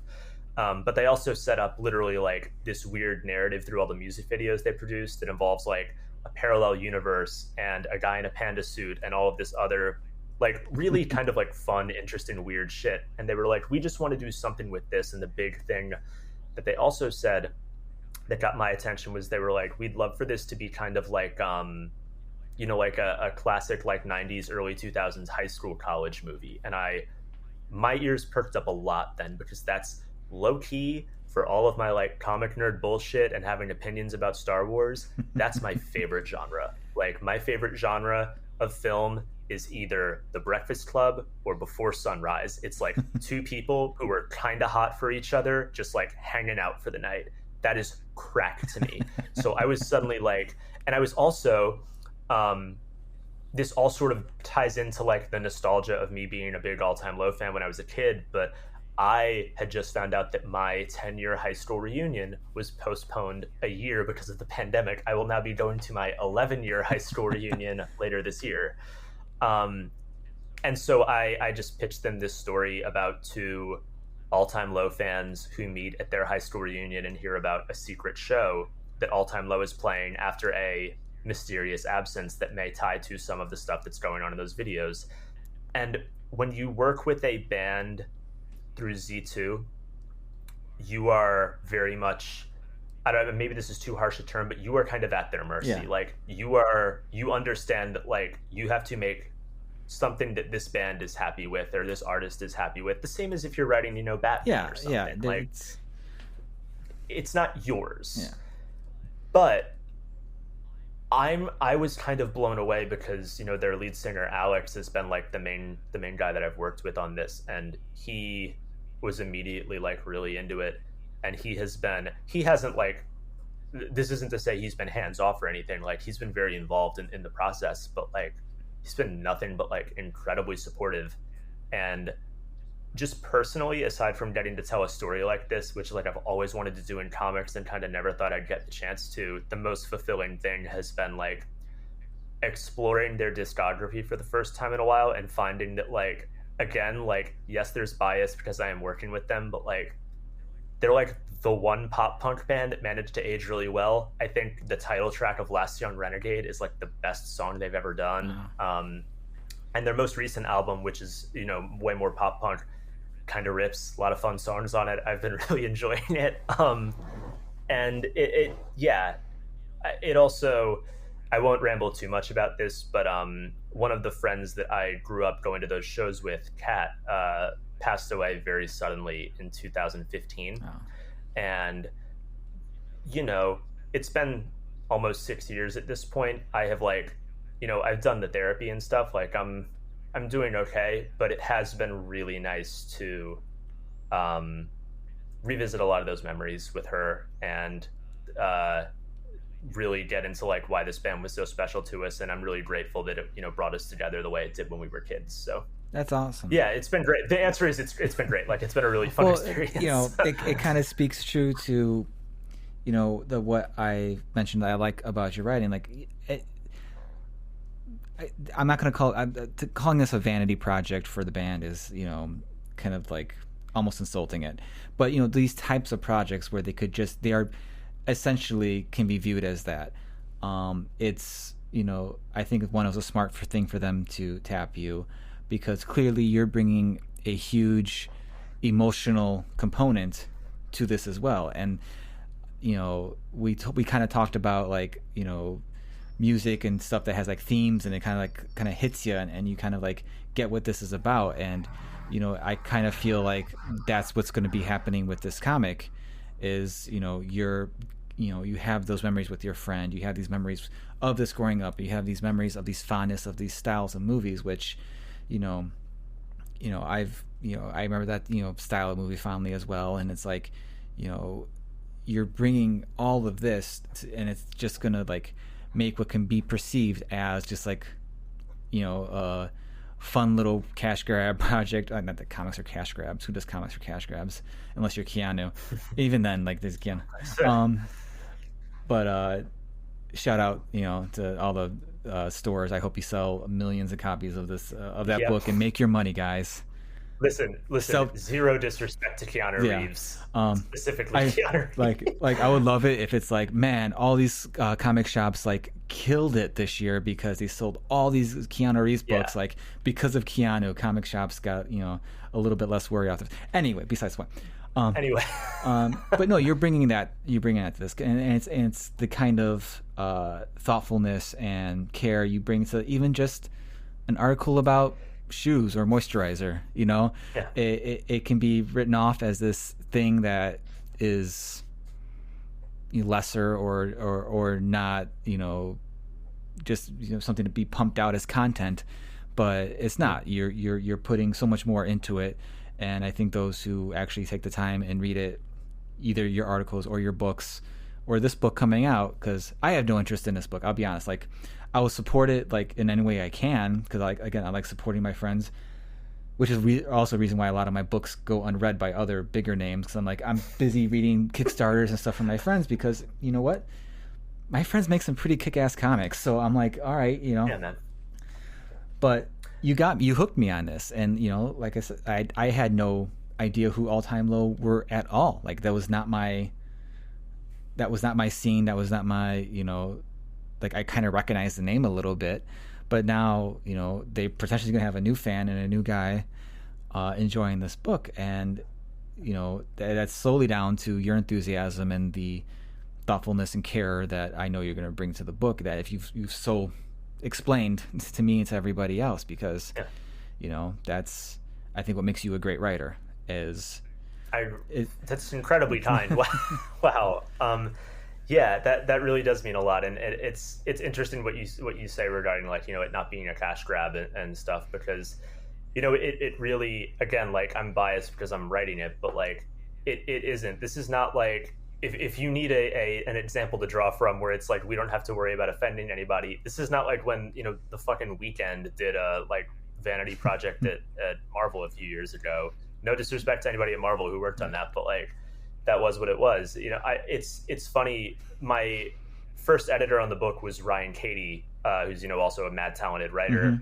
I'm sure anybody involved in comics knows him, but he first approached me, and the first thing he asked me was, he was like, "Are you a fan of All Time Low?" And I was like, "Yeah, I used to be like really into All Time Low, like Dear Maria, Count Me In, Rips, and all that."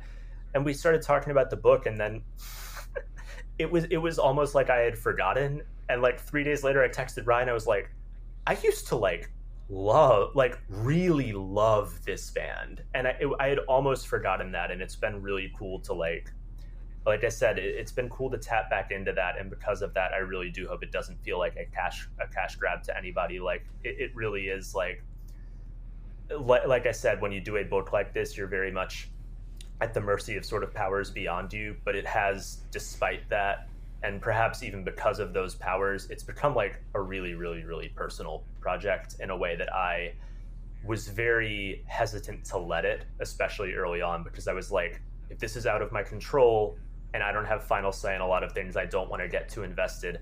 And like 2 chapters in, I was like, fuck, I got invested. And like I said, thankfully it's been going pretty well. But and also my collaborators in the book, Megan Huang and Robert Wilson, are like, I can't believe this book looks as good as it does. It really, like, Meg and I were connected via the project, and I've known Rob, as you mentioned, like for years. And it's such a great mix of like, Meg is this incredible like talent ready to blow up. She has her first creator-owned series coming out at Dark Horse soon too. And if you give me a split second, I can tell you what it's called, because I don't want to get it wrong. Hang on, there it is. Meg's book, Rangers of the Divide, which it like sounds and looks incredible, and Rob has just been like crushing it for years.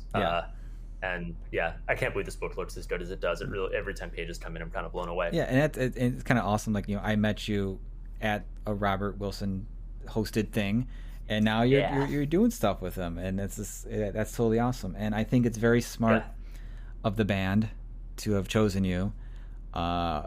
And it's very cool to hear that they're like involved, but they're also like, they hired you for a reason, and they're letting you, it sounds like they hired you for a reason, and they're letting you do the job that you can do.